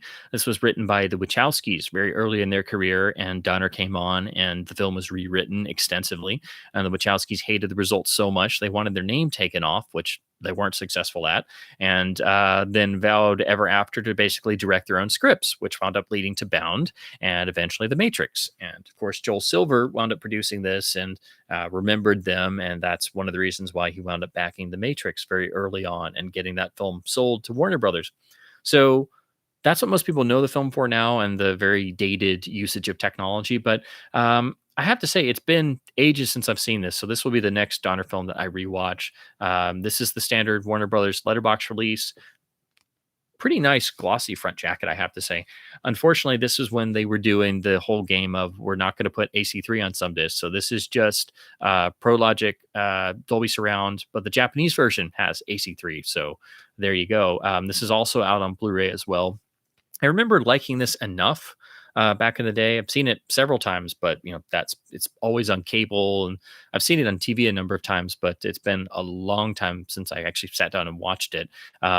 I do remember thinking it was maybe a tad long and obviously a little bit silly. I remember some of the stuff that Stallone, and especially Antonio Banderas, got up to. I remember a lot of staring through through sniper scopes and different things, like staring at each other across like streets or city blocks almost. But yeah, I'm interested to rewatch this, and I do think, in even what are considered his lesser films, that Donner brought something to them. And yeah, this is just unfortunately there's no EC3 on here.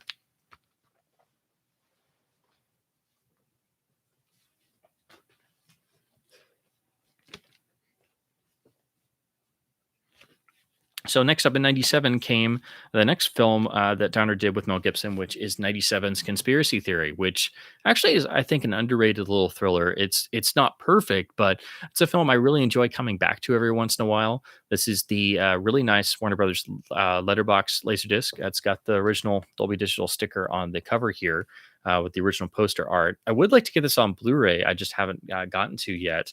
Um, this got pretty decent reviews back in the day, but it's kind of usually gets lost in the shuffle. I first saw it growing up. It was on TV quite a bit. It did pop up on cable every once in a while. So I'm going to be spinning this up soon. It's actually a pretty late release. So if you can find this, it's not expensive, but it doesn't pop up as often because it's a '97 pressing. But it's got AC3, and interested to check out the transfer, which it should be pretty good. But again, I really love all of the Mel Gibson performances that Donner got. So I really think that I'm hoping that I'll sort of rediscover this like I did with Maverick.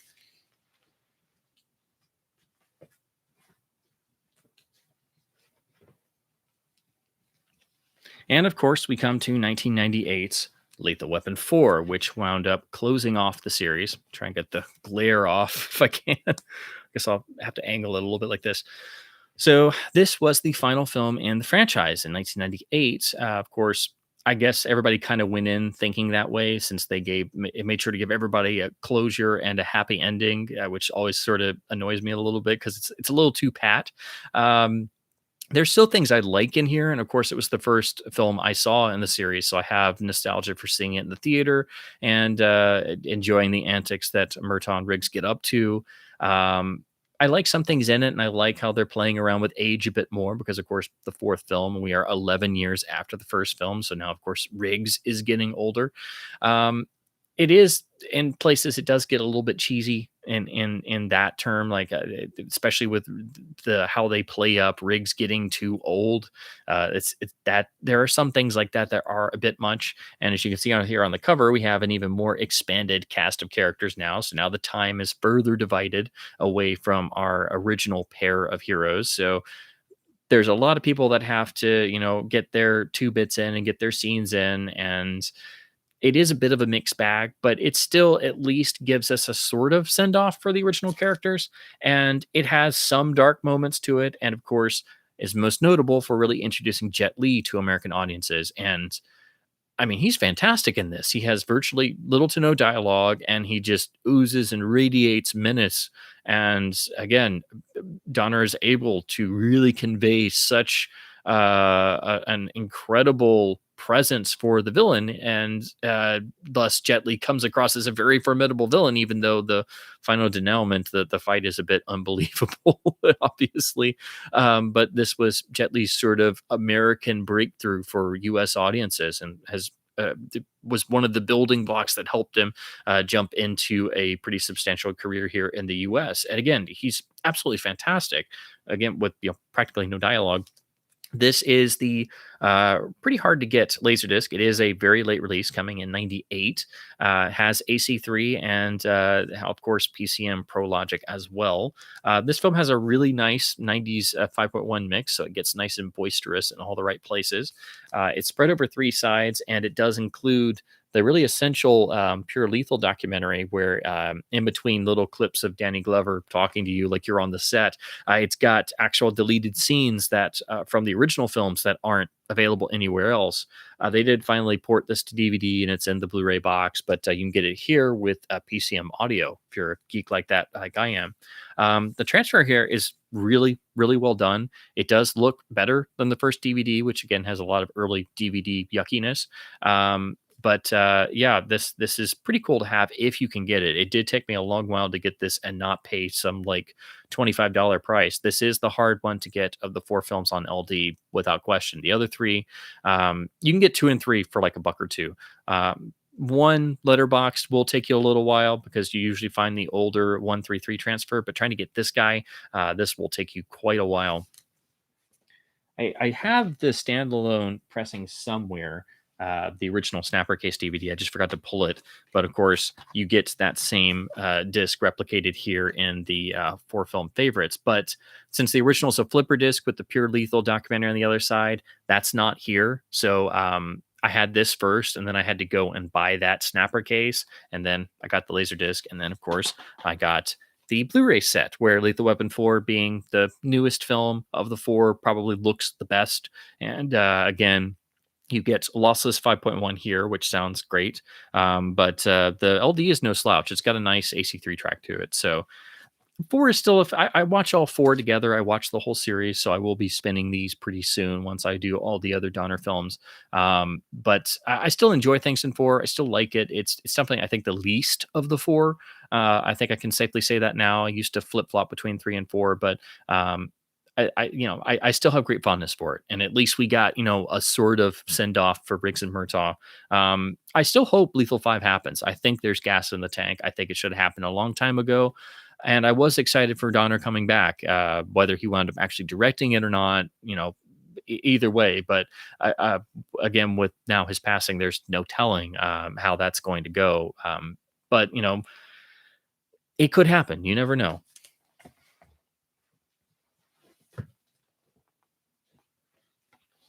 And then in a really interesting little turn, Donner actually wound up going back to television for a little bit because he did do an episode of the sort of revival of Tales from the Crypt, which ties right into his sort of being an early horror director icon with the Omen and his Twilight Zones.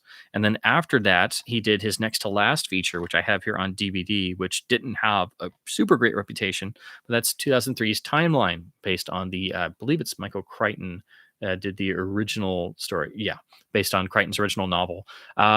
I didn't see this in theaters, but I saw this on TV years ago. And then a little while ago, I found this DVD for like dirt cheap in a bargain bin for like 50 cents. So I've had this on the shelf, and I was just going to rewatch it because it does have a pretty extensive making of documentary, and so it does have a little bit of extras. But I know the film's reputation isn't that great, and I just remember like bits and pieces. So I will have to rewatch this and see, if it's better than what the critical reception is for it. But thankfully, that wasn't his final feature. His final feature, as I mentioned at the start of all this, wound up being 16 Blocks, which I have here on the US Blu-ray. Again, I saw this film many times because it played in the theater I was working in high school. So I've seen chunks of this 10,000 times. So it was one of those films that I couldn't watch for a while because I was so used to it. I had gotten so tired. I was so done. Like I knew certain pieces so well because I had seen them for, doing temperature checks and doing all the general theater type stuff, and I just, it took me a while. So I finally got it on Blu-ray and watched it again all the way through without interruptions. I'm like, okay, now I can watch this again and not get annoyed. And also, this of course includes the alternate ending. So you have two versions of the film, basically a happier style ending and a darker style ending. And I haven't watched this in a couple years, so I really want to go back and rewatch this and compare the endings because this is a surprisingly effective film for coming at this point in Donner's career. You know, after Timeline not doing very well and Lethal Four doing pretty well, but everybody's sort of kind of being done and over with the Lethal series for a while, and there had been a gap, and this was before Bruce Willis relaunched Die Hard with Die Hard 4. So it was sort of an in between period for Bruce Willis and for Richard Donner, and it's really effectively done. Kind of sort of returning to a bit of the Lethal Weapon buddy cop idea with the Bruce Willis and Mos Def characters, but it has its own complete unique identity. So you'd never feel like, oh no, this is just like riffing on Lethal Weapon. And again, it's really well done. So I am at least I always enjoy it when directors can go out with at least a good film. I really hate it when directors go out with the last film being terrible or just a misfire or not very good. So I really do appreciate this, for multiple reasons. This is a pretty early Blu-ray for Warner Brothers, so it's just I believe this is lossy audio. I'm not for sure. I can't remember because yeah, this is like 2006. It's like ultra early. You do get the alternate ending, but I don't think it's incorporated. I think you have to view it as an extra on this. I think on the DVD you can watch the movie and it be incorporated in.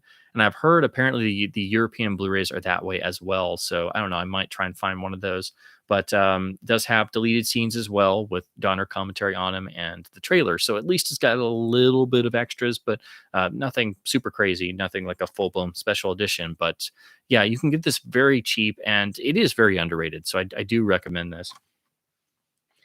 And unfortunately, that really brings us to the end of Donner's filmography. He did have an interesting career with his production company that he started with his wife, Lauren Schuler Donner, and they wound up producing the Free Willy films and then the X-Men films. So that's why their credits are all over the Fox X-Men films because they wound up developing it. I think it was more his wife who was heavily participating in that, but it did have a sort of feeling of it felt kind of proper that X-Men being the film in 2000 that is credited for really launching our modern comic book film landscape, that somehow some way Richard Donner was in there, being the man who essentially laid the groundwork for all of this in 1978 with Superman the movie. He was in there. His mojo, his touch, his influence was in there. And of course, Bryan Singer starting out making the X-Men films was a confirmed Donner fanatic, which led to him essentially moving over and eventually doing Superman Returns as the quasi Donner Superman sequel, which then led to the deal to do the Donner cut and get the Brando footage and stuff. So there was some synergy there with that too. But I just think it's interesting that he wound up returning to the comic book fold. And something else I should mention, unlike pretty much any other director I can think of, he actually wound up writing comic books. He was brought into DC, and I haven't read all of them, but I believe he worked on at least 3 or 4 Superman comic arcs. And I just thought that was such a fantastic idea because he had brought so much to the Superman character and that particular vision in Superman the movie and Superman 2 that again, I know I've read at least one of them, and I really enjoyed it. So I just thought that was such an impressive thing for Donner to not just be consulted, but actually come in and write on Superman comics. That just that sort of blew my mind. Like, and was just like the most awesome idea I had ever heard of. So I really want to track down all of those and read them. Again, I know I've read at least one of them, and I liked it. So I can't remember. See if I think I wrote them down because I want to make sure. Let's see. Oh shoot, I forgot to write them down, but they are oh wait, no, yeah, they're yeah, so he did write on Action Comics. He wrote the Last Son story, and then the other thing I really want to read, he co-wrote a autobiography called literally "You're the Director, You Figure It Out," which is something he was told frequently. I think that came out in about 2010, and I've been meaning to read it. It's been on my Amazon wish list for ages, so I really now have gotta go get it. But it's unfortunately it's a little expensive now, but I'm gonna definitely seek that out because I really want to read that. So that's pretty much all I've got in terms of additions, and that kind of brings us through the Donner filmography. And again, these are just sort of my own general thoughts, like I've always done on these streams. It's nothing at all definitive by any means, and just it's me just sort of spitballing and talking with you guys out there in YouTube land, and just sort of reflecting on his body of work and his career. And there's just so many films I started rewatching and thinking about again, and I've just been pulling everything off the shelf. And I mean, I did that as soon as the news broke, and I've been watching Donner films and looking at the things I don't have copies of yet, and all the things that I still want to see and haven't got to see yet. And now I'm really interested to look at all of the various other shows that he directed, because a lot of the like I hadn't even realized that he had done some Get Smarts and some Man from Uncle's and things like that. So it's just such a history there as well, and he sort of bridged a number of generations. But anyway, that's sort of my spiel. So I will get a a well deserved water break for my poor throat and take a look at the live chat now and try to play some catch up.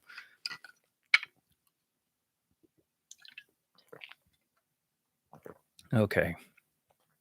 See where I left off. Do, do, do, do, do.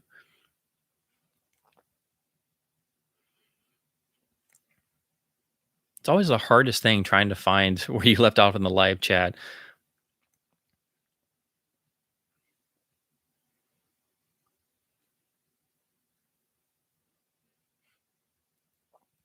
Let's see.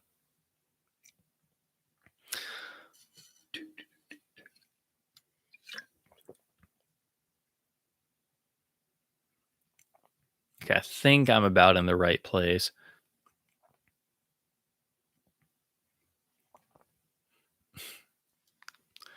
Yeah, I hope you guys enjoy how I usually do these, because I think it's a bit more helpful to sort of do the main talk and not stop for a bunch of comments and then just go into them afterwards, because I could never keep my train of thought if I did the comments while I was talking about whatever the sort of feature topic is.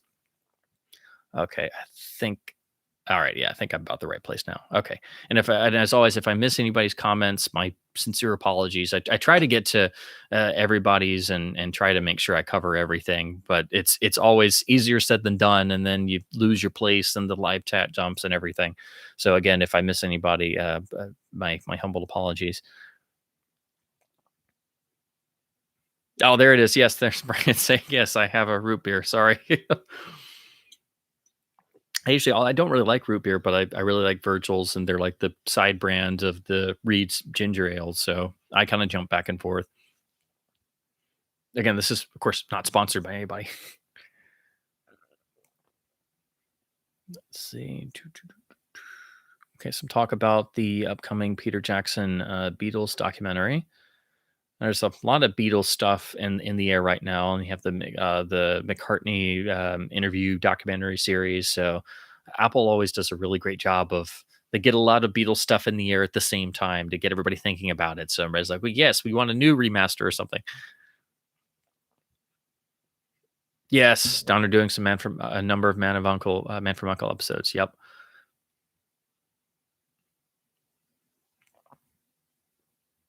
Let's see. Let's see.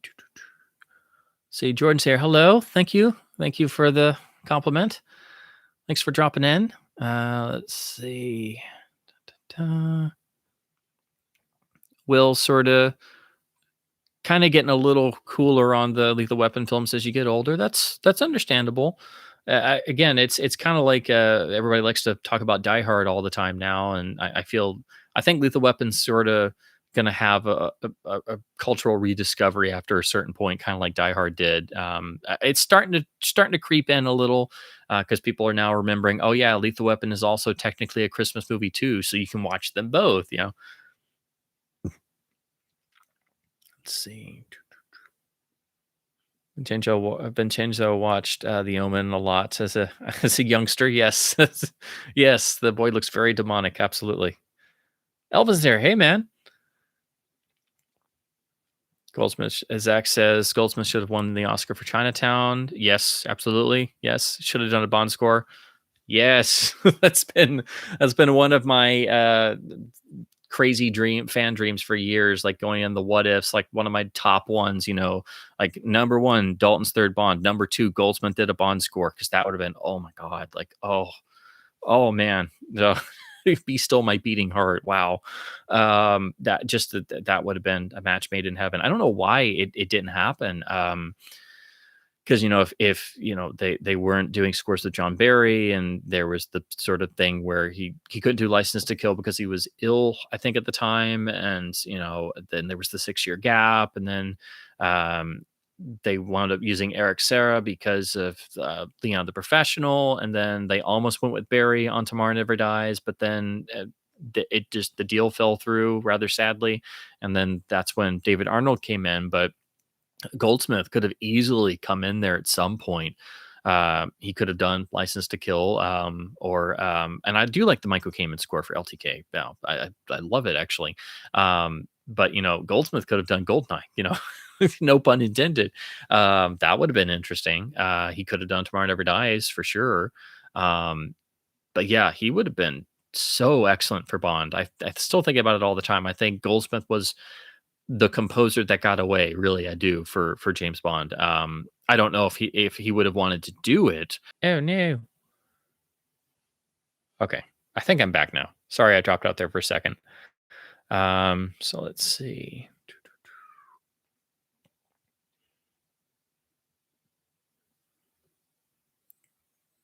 Okay. Oh, I think the chat jumped a little bit, so let me see if I can find my place again. Let's see. The ending, Brian says, the ending of Superman 2 doesn't make sense in the diner scene because the guy wouldn't remember Clark. Yeah, I don't think he's supposed to. I think it's him getting his comeuppance. That's what counts. If he remembered Clark, then uh, I don't think you're supposed to take it too literally, because I think it's just the villain, the guy gets his comeuppance, and Clark gets to show off a little bit, and it's a nice wink, nudge, nudge moment to exit the film. I think tonally it actually works. Well, I mean, it's fine in both versions, but it is maybe a little bit mean spirited when you think about it. That's actually Superman, but that is part of Superman's character. Finding ways to right wrongs and dispose of evildoers, not always having to be master criminals, and you don't always have to, be fighting Kryptonian supervillains and things. Sometimes it could be something as simple as giving some bully his comeuppance. So I've always loved that scene, but I understand why some people think it's a little mean spirited. See. Superman 2 Donner cut with Brando scenes. Father becomes the son gives me goosebumps. Yes, absolutely. Oh, Brian saw the Goonies in theatrical release. Awesome, fantastic. Wish I could have done that. Pete made it in. Hey, Pete, how you doing? Yeah, he is. Donner is very underrated, I think. Of course, I'm doing a live stream on Donner, so of course I would say that. But yeah, I that's part of the reason why I really wanted to do a whole deep dive back through Donner's filmography, and also try and see the films I haven't seen, and the ones I don't have copies of, get a copy of, and rewatch it, because I do really think he is underrated. Again, I think especially later on, he might have had a tendency to go more towards lighter tones in the material, which again, I kind of go the opposite way, but it's understandable, and most of the time it works, like in Maverick, and but they're still good films. They all are, really. Well, says a little dash of Errol Flynn type adventures in the Goonies. Yeah, I could see that. Let's see. More props for Storara's photography and Lady Hawk. Yes. So I can watch the 20, 50 times or more as a kid. I can see that. I didn't see it as a kid. I saw it when I was like maybe a teenager or something. So I think the the appeal to a kid was maybe lost on me. Let's talk about the Lethal Weapon director's cuts. Awesome. Let's see. Okay, Pete talking about Spielberg having the run from Duel to Temple of Doom, seeming pretty untouchable, and then from that point onwards, very inconsistent and a little preachy. Yeah, yeah, I can agree with that in some ways. I guess if I had a line in the sand, it's maybe Empire of the Sun and Last Crusade. Those are like the last two. I have problems with Last Crusade, but it's still a classic indie film, so of course I love it. But yeah, after that is where it really starts to change for me, and I just never really gotten into anything after that. Some films are good. Like Schindler's List is good, and Amistad is pretty okay, and uh, Munich was actually surprisingly pretty good. Minority Report has some energy to it, but it's very sporadic at best for me after that. And I'm always like, what happened to the first version? Like, can we get more of that? I know you're much older, but it's like I kind of need more of that. Let's see. Everyone was very disappointed with Pryor for doing the toy. Yeah, yeah. I don't think it has the greatest reputation. uh, okay, Pete talking about Jurassic Park for Spielberg, and then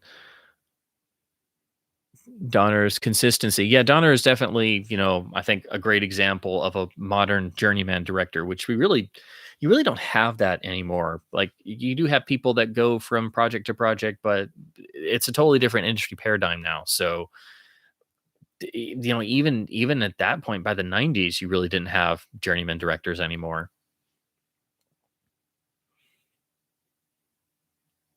Seems like 9 out of 10 Goonies Laserdisc or Pan-Scan. Yes, that's all you. If you find one, and even those have gotten expensive now. Like I don't know why, but yeah, that letterbox pressing is ridiculously expensive. That's the whole reason why I never have gotten it, because I'm not paying $35 or $50 for just a regular Warner Brothers non-special edition letterbox copy. That's crazy.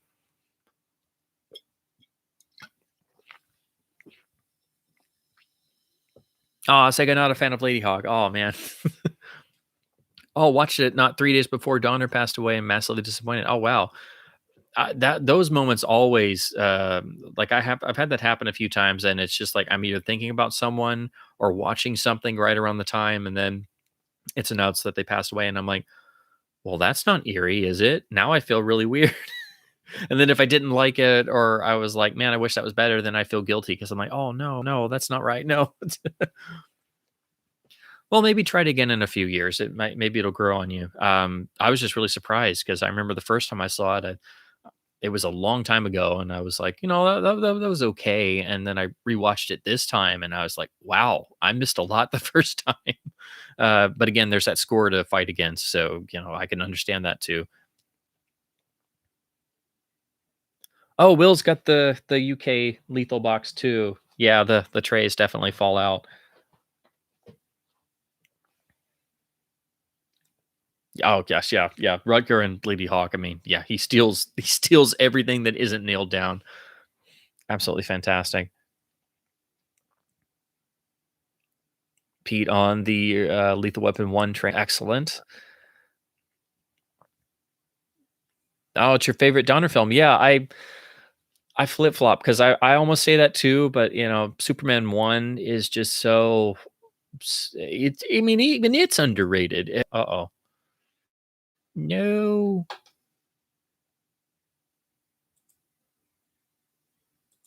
Sorry, I think my connection got a little iffy again. See if I can make sure everything else is turned off real quick.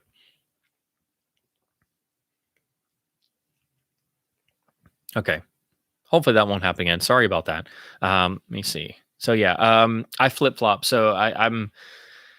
It would be Superman 1 and Lethal Weapon 1 is my favorite Donner films, and I can't really choose between the two because I love both of them so much, and I think they're both masterpieces, and they're both actually underrated. They really are, because they're so well made and they're deceptive in that way. I think because they're so well put together and so well made that you kind of take them for granted, or at least most people do. And I even find myself doing that sometimes. I just like, oh yeah, I see the weapon, or oh yeah, that's Superman. And I'm like, well, no, before that, it didn't exist. You can't. It's so easy to take them for granted.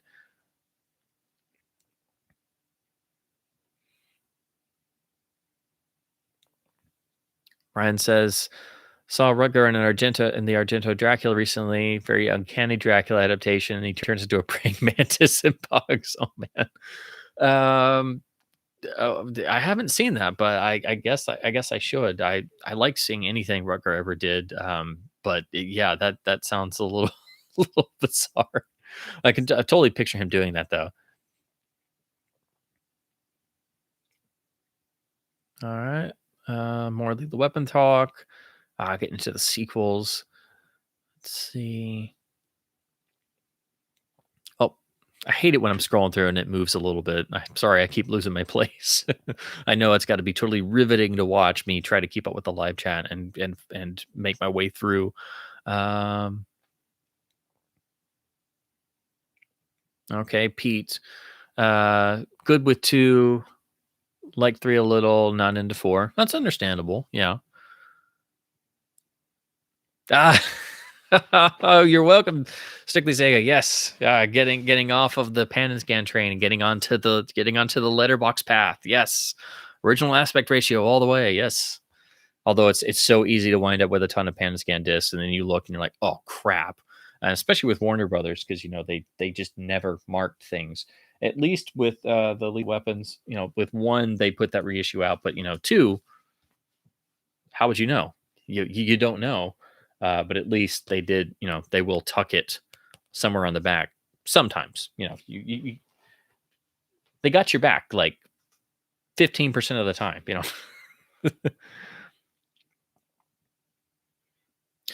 No, Will Donner didn't do Forever Young. I don't know if he had any involvement in that. I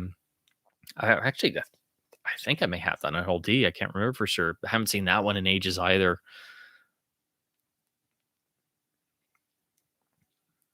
Let's see.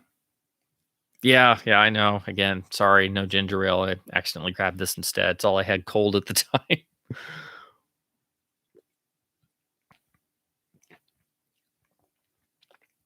Yes, totally. Superman 1 is indeed one of the handful of truly great superhero films. Yeah, it's a very small handful, really. Um, and little really compares.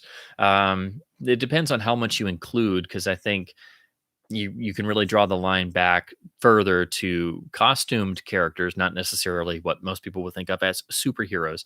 But if you did that, then you have Superman the movie, you have Batman 89 as the modern, building blocks that everybody has used or ripped off. I mean, without those two, um, and without Superman 78, you wouldn't have had Batman 89. But without Superman 78, there wouldn't be anything afterwards. There really wouldn't. And everybody has used elements or ripped it off. Sometimes rather obviously so. And it really frustrates me and makes me very angry. But it still isn't acknowledged as much. But there's the very small handful, and I think you can toss in. I think you really have to toss in the original 1920 Doug Fairbanks Mark of Zorro. Like that's where it really begins for American films, I think. And of course, Zorro was a huge influence on Batman and many other characters. But that sort of idea, I think, really begins with Douglas Fairbanks in the silent era. Um, but Superman the movie is still at the top of the heap of actual comic book films. It's right there.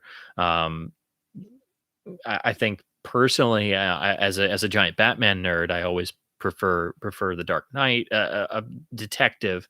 And so my favorites overall would be Batman Returns and Mask of the Phantasm, because I'm a Batman guy, but I also love Superman. And as a film, Superman the movie is still almost untouchable. And again, you take it for granted. It's so well made, so well put together that you just don't even think about it. You're just like, oh yeah, it's Superman the movie. Yeah, it's great. And then you don't think about it. Then you sit down and watch it again. It's like, oh my God. Like when you really look at it in depth, it's like just Unbelievable. Let's see. Lethal Weapon 4 saved by Jet Li. The end fight was also, yeah. Yeah, he radiates menace. It just literally pours right off the screen. All right, got some good talk for the Donner cut of Superman 2. Yes. Anybody who hasn't seen it, if you've stuck through this far and you haven't seen the Donner cut, please go and check it out. It is a must watch. Oh, darn it. I think it fell down again. Okay.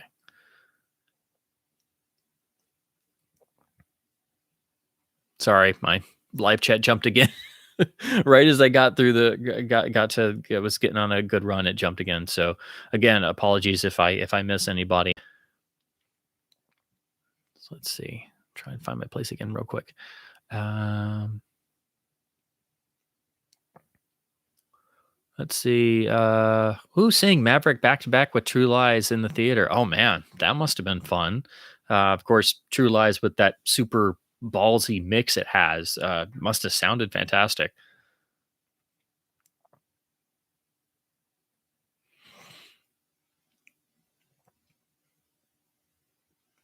He's saying Goonies is reminds you of why you love 80 cinema so much because there's a simplicity to it and it captures a sense of awe and adventure that the decade did such a good job with. There's a sense of purity to those kind of films. Yeah, yeah, I can agree with that. I think that's something that got lost more and more over time with increasing corporate takeovers and film studios getting swallowed up more and more conglomerates, but also how they would kill the modest budget film if it wasn't a indie film or a giant tentpole comic book film, which is the landscape we have now. Everything else just can't get made. And if it is, it's rewritten and reworked and pushed and pulled apart until it doesn't even resemble its original self, which is something that Donner wound up dealing with several times in that period. You know, that happened on Assassins and Radio Flyer and a couple other films, you know, so it makes sense, you know, it's something that became more and more common, but I think that's definitely a major factor in what we're talking about there.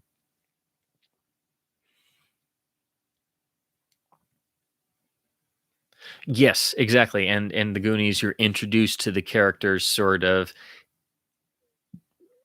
hanging out and laying about the house, and you're allowed to see them in their natural environment, and so see how they are as just normal people in terms of the story first before the plot really takes off. So they're firmly established in each one's slightly different character flavor, and then you're like, oh, this is that one, and this is that one, and this is that one, and then over the course of the narrative you're able to see where their arcs go, which is what you have to do. That's how you get any sort of involvement, and it's perfectly well done. Absolutely.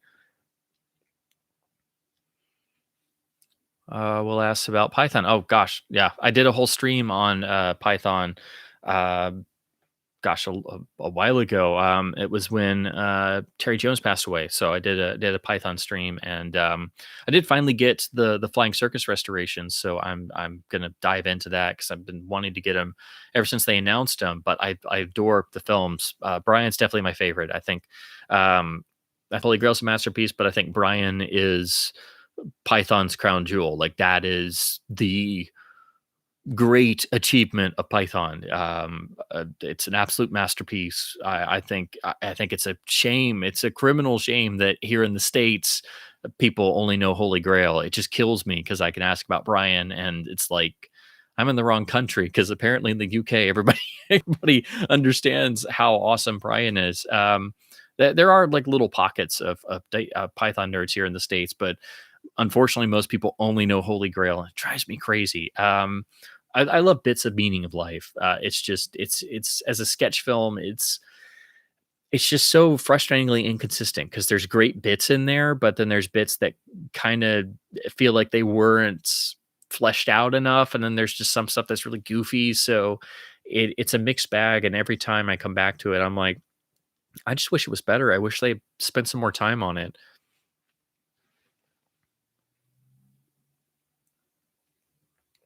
Let's see. All right. I think I'm pretty close to the end. Oh, of course, as soon as I say that, it jumps again. So let's see. Okay, Pete saying that Lethal 3 has less wit and energy than even 2 had. Yeah, I totally agree with that. And say countering with they're hitting their stride on 3 and having more fun with it with big budget and action scenes. Yeah. So yeah, I agree with both of those. Yeah. It's definitely some more of the same. And I've definitely kind of come around on it over time. Because when I was younger, I would rewatch the series and I thought it was the worst one, and I thought it dragged a bit, and it was a bit, you know, a bit mundane, and very, very early 90s feeling in terms of the visuals and things. But, I found myself quoting bits from it and remembering various scenes very vividly over time. And then I was like, well, no, actually that was good and that was good. And then I realized, no, it's actually better than I give it credit for. And I've kind of come around on it because there are so few films like that. There's really nothing I can think of like that nowadays. You just don't get stuff like that where you have real big practical action scenes and it's a film where they're kind of having fun with it, even if it's not going for the dramatic heights of the first two. So that's another element. So I really kind of came around on it. Oh yes, totally. Omen is one of the great horror films of the 70s. Yes, no question. Yeah, absolutely. Brian says, "Let these streams due to the fact they extend my wish list more." Oh, I'm sorry for your wallet. I understand your pain. Oh gosh, I can't look at Blu-ray.com's front page because all I just see the new announcements and I'm like, add to wish list, add to wish list, add to wish list. I'll maybe be able to afford all of these in 20 years, but add them anyway. Gosh, yes.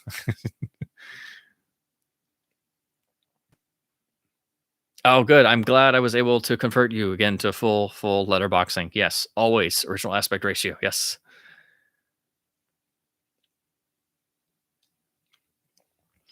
Let's see. Pete asking about me and later horror films like 70s and 80s era. Well, I got to admit, I'm a classic film geek at heart. So if I have the choice to watch something and it's 30s and 40s versus 80s, 90s, or today, I'm gonna go for the 30s, 40s material. It's just it's I'm in classic Hollywood work. It's my métier, to paraphrase Giddy's in Chinatown. I can't help it. Um, I don't know. I hate slasher films, and I hate when they started to increase the gore and things. And I know there are great films and films that a lot of people really love. I just most of them most horror films of the 70s and 80s, because they had the freedom of less restrictions, they could increase the gore. And then there was the Italian giallo horror films and different things that were coming in from Europe that influenced stuff here in the States and vice versa. I've never been able to really get into any of that stuff. I can appreciate the good ones just fine, but it's just not really my thing. I gotta admit. Um, and plus, I'm with horror especially. Like, I am a diehard classic horror geek. Once I got into it hard, and I lurk on the classic horror film board, and I read any classic horror book I can get my hands on, and I re-listen to the Universal monster commentaries and rewatch every Universal classic horror film every October, even the bad ones, just because I'm that become that much of an obsessive, and I just think it's fascinating. So that's just where my heart lies. So I'll totally admit it.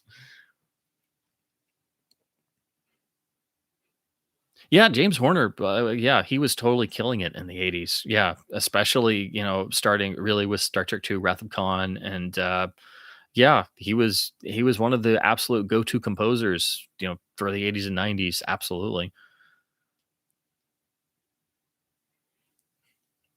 Oh, I think it jumped a little bit. Oh, I was pretty close, and then it jumped a little. Okay, let's see. Let me make sure. Again, totally sorry for me trying to keep up with the live chat. I know it's totally riveting. I do apologize. Oh, darn, where did I okay, here it is. I think so. Um He says, "Do I smell some Gene Siskel, Roger Ebert, or Mr. Snooty Critic blood in me?" Well, yes. Yes, I'm an Ebert fanatic. I started reading Ebert's columns and reviews in print. Shows you how old I am. When I was a kid, and then of course, would watch at the movies when it would actually air. It always jumped around various outlets here or in my local area. But anytime I could catch it, I would of course sit through it.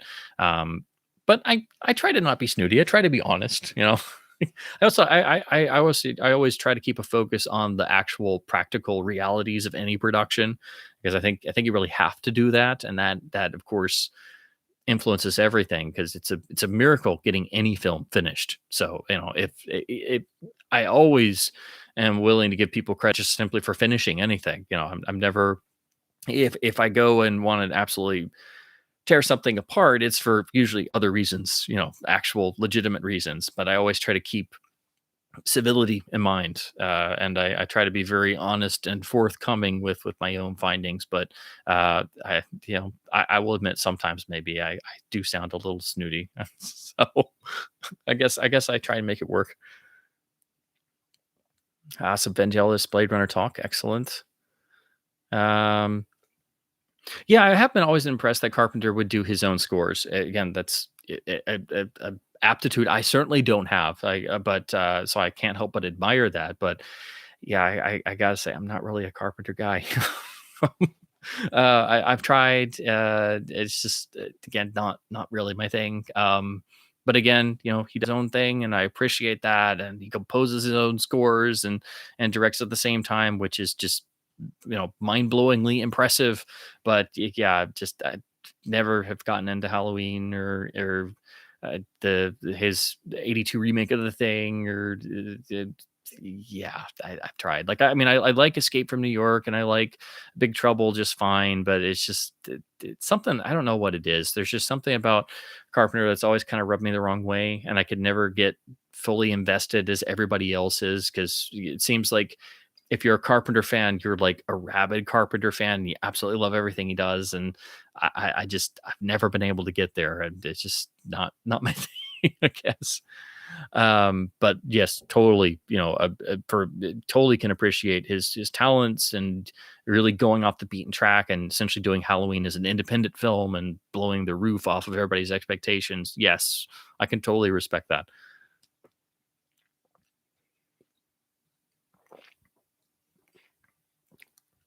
Ooh, generic.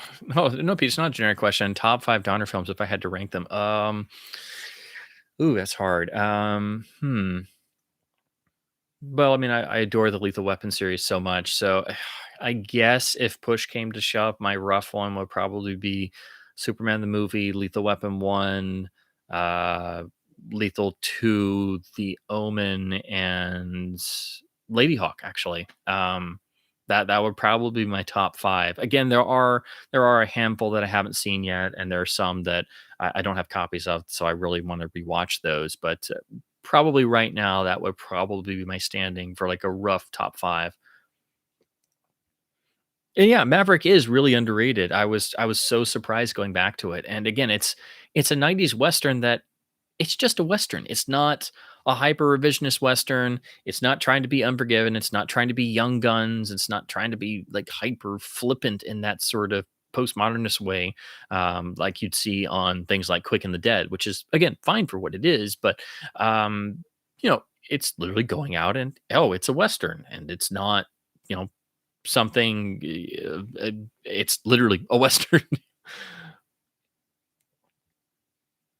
And yeah, Donner's TV career before features, and of course, his first features weren't successful, so he went back to television and just had this run into the 70s, and even worked on iconic 70s shows. It's crazy to look at.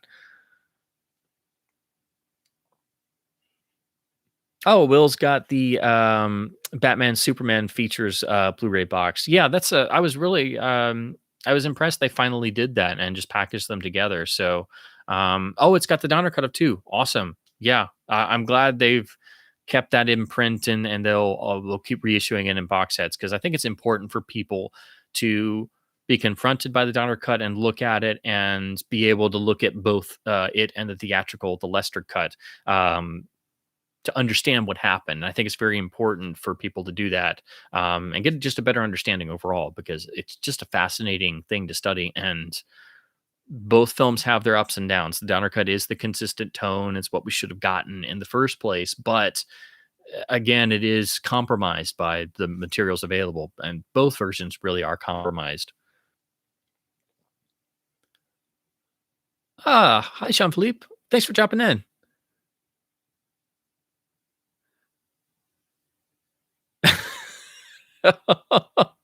Sorry to give you bond withdrawal. Oh, thank you for listening to the commentaries. Yes, I appreciate it. I know it can be it's hard when you start studying films so intensively and then going back to them. You can't look at them with fresh eyes again. My Bond fandom is very intensive, so I rewatch them constantly. So that's like the one thing I can always go back to, and probably Star Wars as well, the original trilogy, where I can just go in with all my crazy knowledge and just look at them again, and it's always I always find something new. It's the same thing, same way when you watch Citizen Kane or Casablanca. There's always something new or extra going on you pick up on, even when you've read like 16 books on Citizen Kane. You always find something new in Casablanca. So yeah, that's kind of how I comment it. But thank you for listening to the commentaries. Sorry to sorry to give you withdrawal. Um, I hadn't really heard a lot about Donner being considered for Batman. I think there was some talk, Pete, in the lead up to '89. I know he was probably mentioned at some point, and that was the one precedent anybody had was Superman '78. Tom Mankiewicz wrote the Batman script that got shopped around. I think it's credited as '83, and that was the script that Mike Uslan took around to all the studios again, who had kept passing on Batman, and it got pretty far. I mean, they almost it could have gotten green lit, and it's actually a good script. It's very similar to Superman '78, so it's really cool to read because you can totally picture it as like the Donner Batman because Tom Mankiewicz wrote it. And again, it's a good script. There's nothing really wrong with it. It does feel very Superman '78, and Tom wasn't trying to do that. I don't think it just came about naturally. But yeah, if you wondered what a Donner Batman would look like, just read the Mankiewicz Batman script, and I think that'll kind of give you that idea because it's pretty good. Like if they had made that and like Batman came out in '85, written by Tom Mankiewicz, I don't know if Donner would have directed it, but he definitely could have. But it would have been a different film, and we would have had a different impact, and we wouldn't have had Batman '89. It wouldn't have been as dark, but it had some dark elements. It was very respectful and faithful to a lot of stuff from the original comics. So yeah, I would say check that out. It's floating around online, but people have done some really cool analysis videos, so you can look at those. I think there's a number here on YouTube, but if you don't want to sit through and read the script, because I know sometimes reading script drafts can be very boring. You're just reading a PDF, but they're like crack to me. Like, anytime I can find one, because I read about the Mankiewicz Batman draft for years growing up, and I'm like, ooh, this sounds so cool. And then I finally got to read it, and I'm like, yeah, that's actually good. Like, why do people talk trash about this? Like, it's actually rather good. But yeah, Donner could have done Batman. Yeah, I totally think so. Uh, it wouldn't have been Batman '89 again, but yeah, I think he could have. Yep. Okay. Every time I'm on the live chat and he jumps again. um.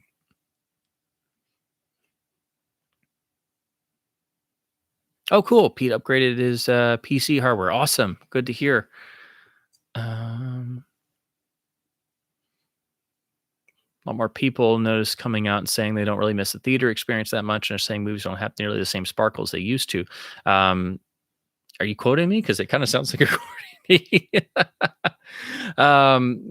My thing isn't just the quality of films decreasing, but the quality of the experience becoming so dehumanized and so run of the mill because, it wasn't just a digital changeover and getting rid of projectionists, but, with multiplex change becoming very much run of the mill, there's very little special about the experience. The quality control is non-existent. If you have a chain theater that does proper projection and has the sound up at a decent level, you're beyond lucky. I can't even think of a chain theater anywhere near me that would have had anything like that pre-COVID. And since the lockdown, I haven't been to any theaters. There hasn't been anything I've been interested in seeing actually. And the revival screenings of things have all been DCPs of either the Blu-ray master or the obscure Blu-ray masters. So I'm like, I'm not going to pay to see a DCP of anything really. I'm not going to pay to see essentially the Blu-ray projected on a screen with not as good sound as what I can do at home with my very modest gear. It's just not enjoyable for me. And again, the quality control is gone, and a lot of the magic of the experience is gone. And I can vividly remember where even seeing bad movies in the '90s or the early to mid 2000s was still an enjoyable experience because the sound would be impressive and the projection would be good because there was actually somebody in the projection booth. There was actually still some degree of quality control, and the digital sound wars happened, and all the Dolby and DTS mixes were really impressive and very boomy. And but I could see that start to slide even over my lifetime, and it really got reinforced by the digital changeover, and just a lot of the personality of a movie theater is gone unless you're going to a dedicated small art house or independent chain or mom and pop theater, and they're the ones who have been hurt the worst. So I do plan on going back to some of the theaters like that as soon as there's actually something interesting to go to, or they start getting some prints in again, because usually I just go to our art house when they get I go to all the film shows. And actually the last film I saw in a theater, I saw the it was December of I believe it was December 2018 or somewhere around there. It was right before all the shutdowns happened, and I saw a print of Shop Around the Corner in December for the holidays, and it was fantastic. So that's the last time I was in an actual theater seeing a movie, and it was a print of Shop Around the Corner. So it's been a while, but I would love it if there was a great theater outlet, but I mean, they're all hurting so terribly, and the ArcLight chain going out and getting bought up and chewed into little pieces. Alamo getting bought up, and that's not good news for them. And now there's still a question about what's going to happen to the Cinerama Dome now the ArcLight chain is gone, and so all we can do is hope that it's saved. So it's not a good time for theaters, and this is really, the pandemic has just sped up what I already knew was coming for the longest time: the push to streaming and the gutting, I should say, of the theatrical exhibition chain. It's kind of seemingly inevitable with the way things are going that the theatrical experience is going to become lesser and lesser and more of just a special occasion event thing, or a specialty theater. The specialty theater will be the primary method, and you have people really enjoying going to drive-ins now, and now they're starting to come back, and they will gravitate more towards the art houses and the specialty theaters. So nobody really knows what it's like for the future, but I think the pandemic has definitely sped up a lot of changes that were already starting to appear. I just think it's sped up the process immensely. So, and then the other news about Black Widow coming out and having good returns, and then as soon as it started streaming a couple days later, it just fell off, and now nobody's going to a theater to see it because they can just watch it at home and pay, I think it's $30 is what they're being charged. And they're just doing that instead of going to a theater. And it just killed the theatrical box office. Like like flicking the switch, and now all the theater exhibitors are like, "What the heck, man? Like, like, why you screwed us over?" So that's I think that's a gigantic sign of what we're talking about.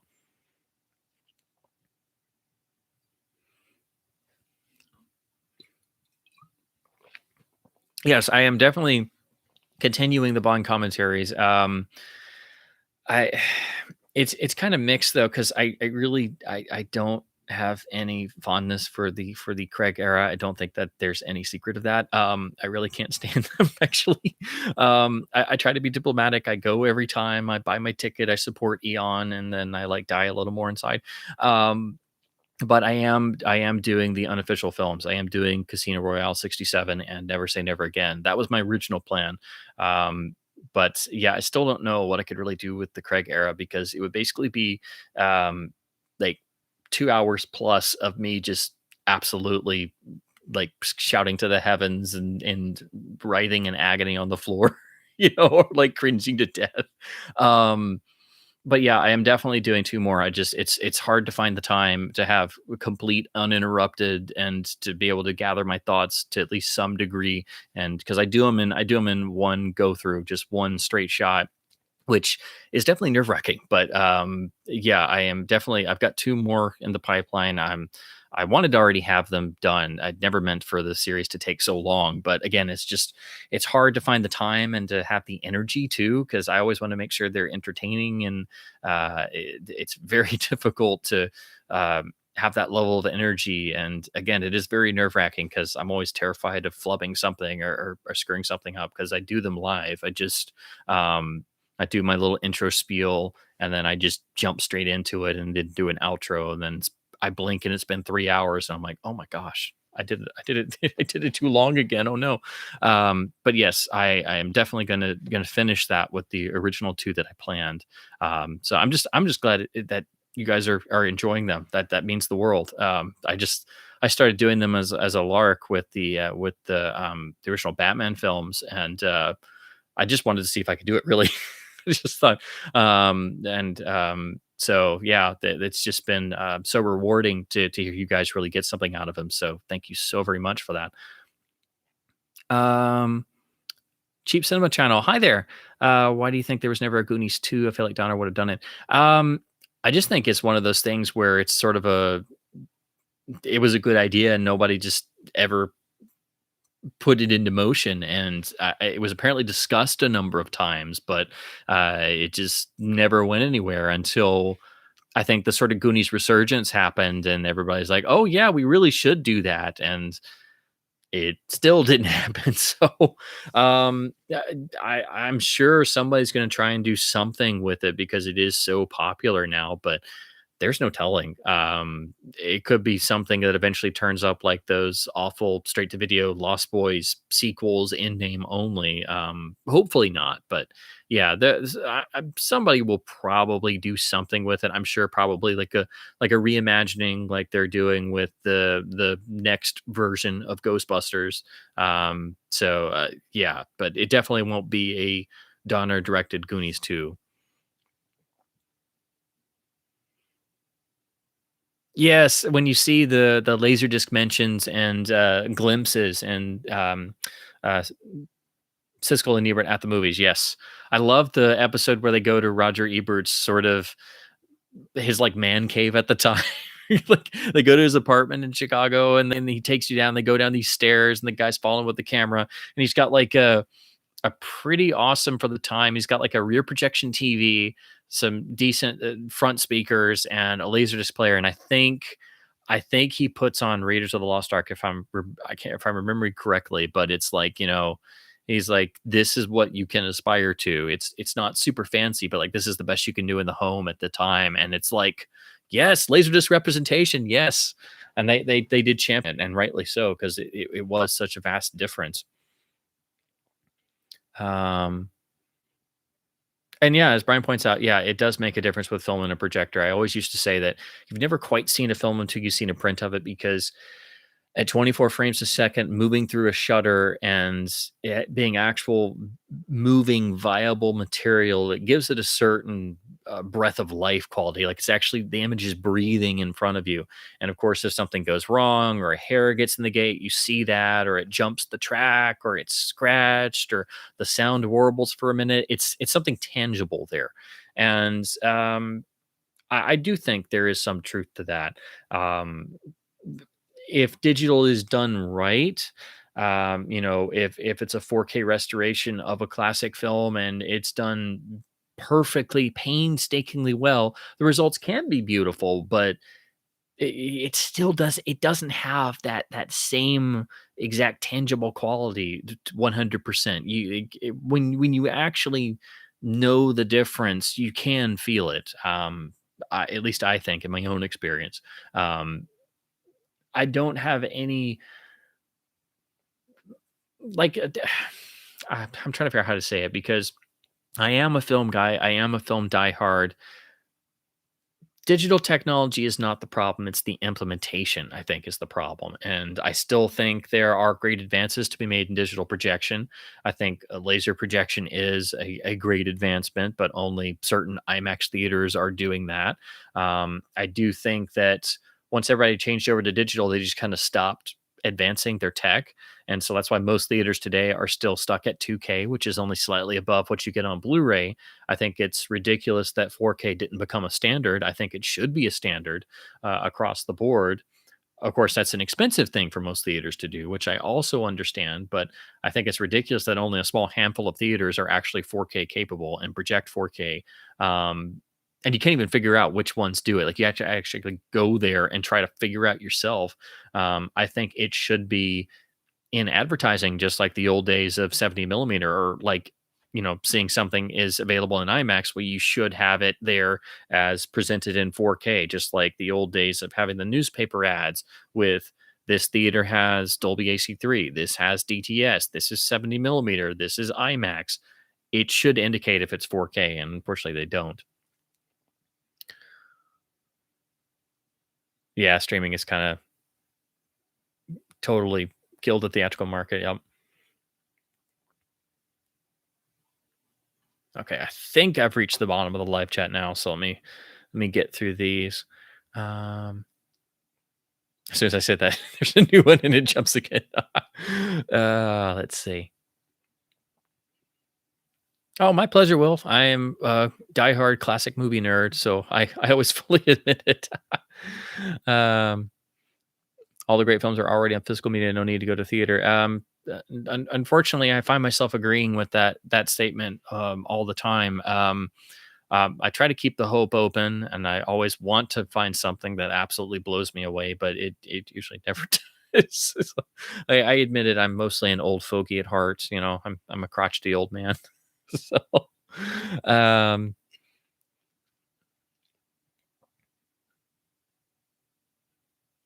yeah, yeah.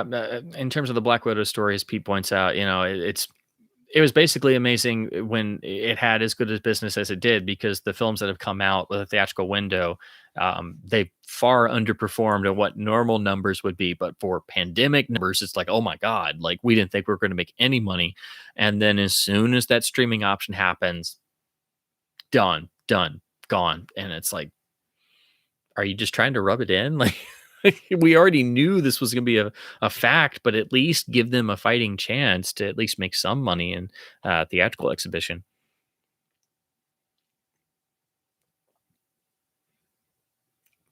Oh gosh, yes. As Brian says, if you ever get the chance to see Technicolor prints, oh my gosh, I've seen a few dye transfer prints in my time, and oh my gosh, even in beat to crap shape, oh my god. And then dye transfer came back for those few years, and I did finally get to see the Rear Window restoration that Harrison Katz did, and they printed them on dye transfer, and oh my god, oh man. Oh my gosh, it was worth the wait. It took me like 15 years because I didn't see it until like, well, no, actually longer than that. I saw it in like 2016 or somewhere around there, and they were made in 2000. But my gosh, it was beautiful. And I've seen some vintage ones where it just happened to be the print that was sent to a theater was an older release print or dye transfer print. I've seen a, a few that I could actually tell, or ask about, but unfortunately, it's only been a handful. But yeah, they are something else. When they came out right, they're works of art.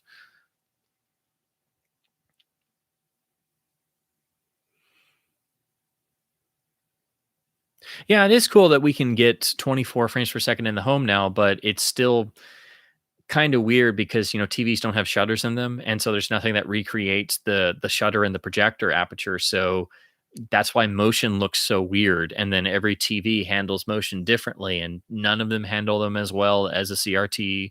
And most OLEDs don't have as good of motion as a plasma. So that's another reason why I have such a hard time trying to figure out what to upgrade to, because it's like everything. If I think I've found one, it's too expensive or the motion is terrible. There's all these variables, and it's like, I mean, yeah, we can do 24 FPS on Blu-ray now, but can't we get all the problems ironed out? Because there's still a lot of issues and quirks and things, which is unfortunate. But you would think that it wouldn't be so hard to come up with something to replicate the shutter in a projector, but apparently it is. Um,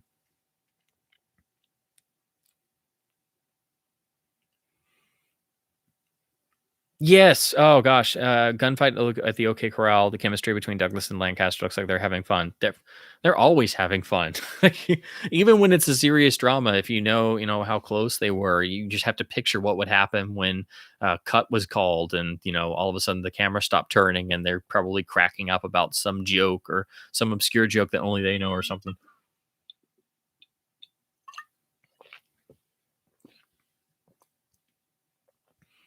Oh gosh, Pete says I should do a video contrasting sound mixing of various areas. Oh gosh, I would love to do it, but I couldn't use any samples because I'd get hit by copyright. That's what I'd be afraid of. Um, I guess I could maybe do something on like just some of the formats and just give some examples, but I couldn't play anything. And then plus in multi-channel, I don't really know how that would work on YouTube. Even if I could do like a sample of 5.1, I don't know like how to be able to play that back through YouTube. Oh, sorry, I dropped out again there. Sorry about these connection flubs. They just happen sometimes for no reason. I don't know why. But anyway, I would like to do something about that because I geek out on all that stuff. But um, yeah, I couldn't really do any samples. That's the trouble. You can't. I'm always afraid when I review something. Like I'd like to start using some at least still images and things, but I'm always afraid of if I use anything about getting hit with a copyright strike, which I don't want to do. But I'm like, how can you talk about something? So I have to try and be as descriptive as possible when I talk about something because I can't physically show something. Sometimes I'm amazed with most reviews how they can get away with showing so much, and then like you do your own review and you get hit with a copyright strike for some reason, and you're like, what did I do? You know? But anyway, so yeah, that's a good idea. I've got a lot of different ideas that I want to work on and try to do some videos on. The trouble is finding the time. Finding the time, and I need to get a better um, editing PC scenario going because my old desktop is really starting to show its age, and so all my videos so far have been very very no frills and very simplistic. But I try to run with that, but I definitely need to get some new hardware so I can do some more intensive editing for sure. But it's about time for me to start wrapping it up for the evening. I'm glad I was able to get in a stream and to hang out with you guys and talk about Richard Donner and some of these films, and of course, a lot of them I grew up with and still have enormous fondness for, and will continue to watch till doomsday and beyond, as you should. The especially the Lethal Weapon and Superman films have just entered our cultural lexicon and will stay there deservedly forever. So yeah, again, so sorry for it being so long since the last stream. I didn't intend for it to be such a long break, but at least I was able to get this in. So thank you so much to everybody for hanging out and jumping in. And I'm glad it worked this time with none of my usual starting hiccups that I have with connection issues and things. So as always, thank you so much for jumping in, everybody. Um, oh, looks like there's one or two actual. I'm gonna try to catch these last one or two little bits of the live chat. Would you ever do a commentary on the 94 Shadow? Oh gosh, yes. Oh man, I could talk forever on the 94 Shadow now that I'm getting more into the classic pulps and things. Yeah, of course you think of all kinds of ideas that are like, oh, I should do that and I should do that, and then you suddenly sit down one day and you're like, when am I going to have the time to do all of these? But yeah, I would like to maybe try a few more commentaries. I tried to start with the ones that I knew I could do the most fact filled, because I think after a certain point it would just be more of more fan commentary. Like I know on the 94 Shadow, there's a bit of character stuff and shadow stuff I could talk about, and I definitely would like to, but I know after a certain point it would probably turn into more of a fan commentary, simply because there's not as much material available on the production. But yeah, that would be a good one. I would love to do at least some sort of video content on the 90s pulp revival films, like that one's my favorite, and the 96 Phantom, and the Rocketeer, of course, and Dick Tracy as well, because they're just so fascinating. But yeah, absolutely. All right. So that'll do it for this one. Thanks for hanging out, everybody. Definitely go to your shelves and pull any Richard Donner films that you have and rewatch them, and discover some that you haven't seen. Seek some more out at whatever physical media releases you can find, or of course, if you have to resort to streaming, that's always there as well. But with that, thank you guys ever so much for hanging out. It's been wonderful, and as always, everybody have a better one.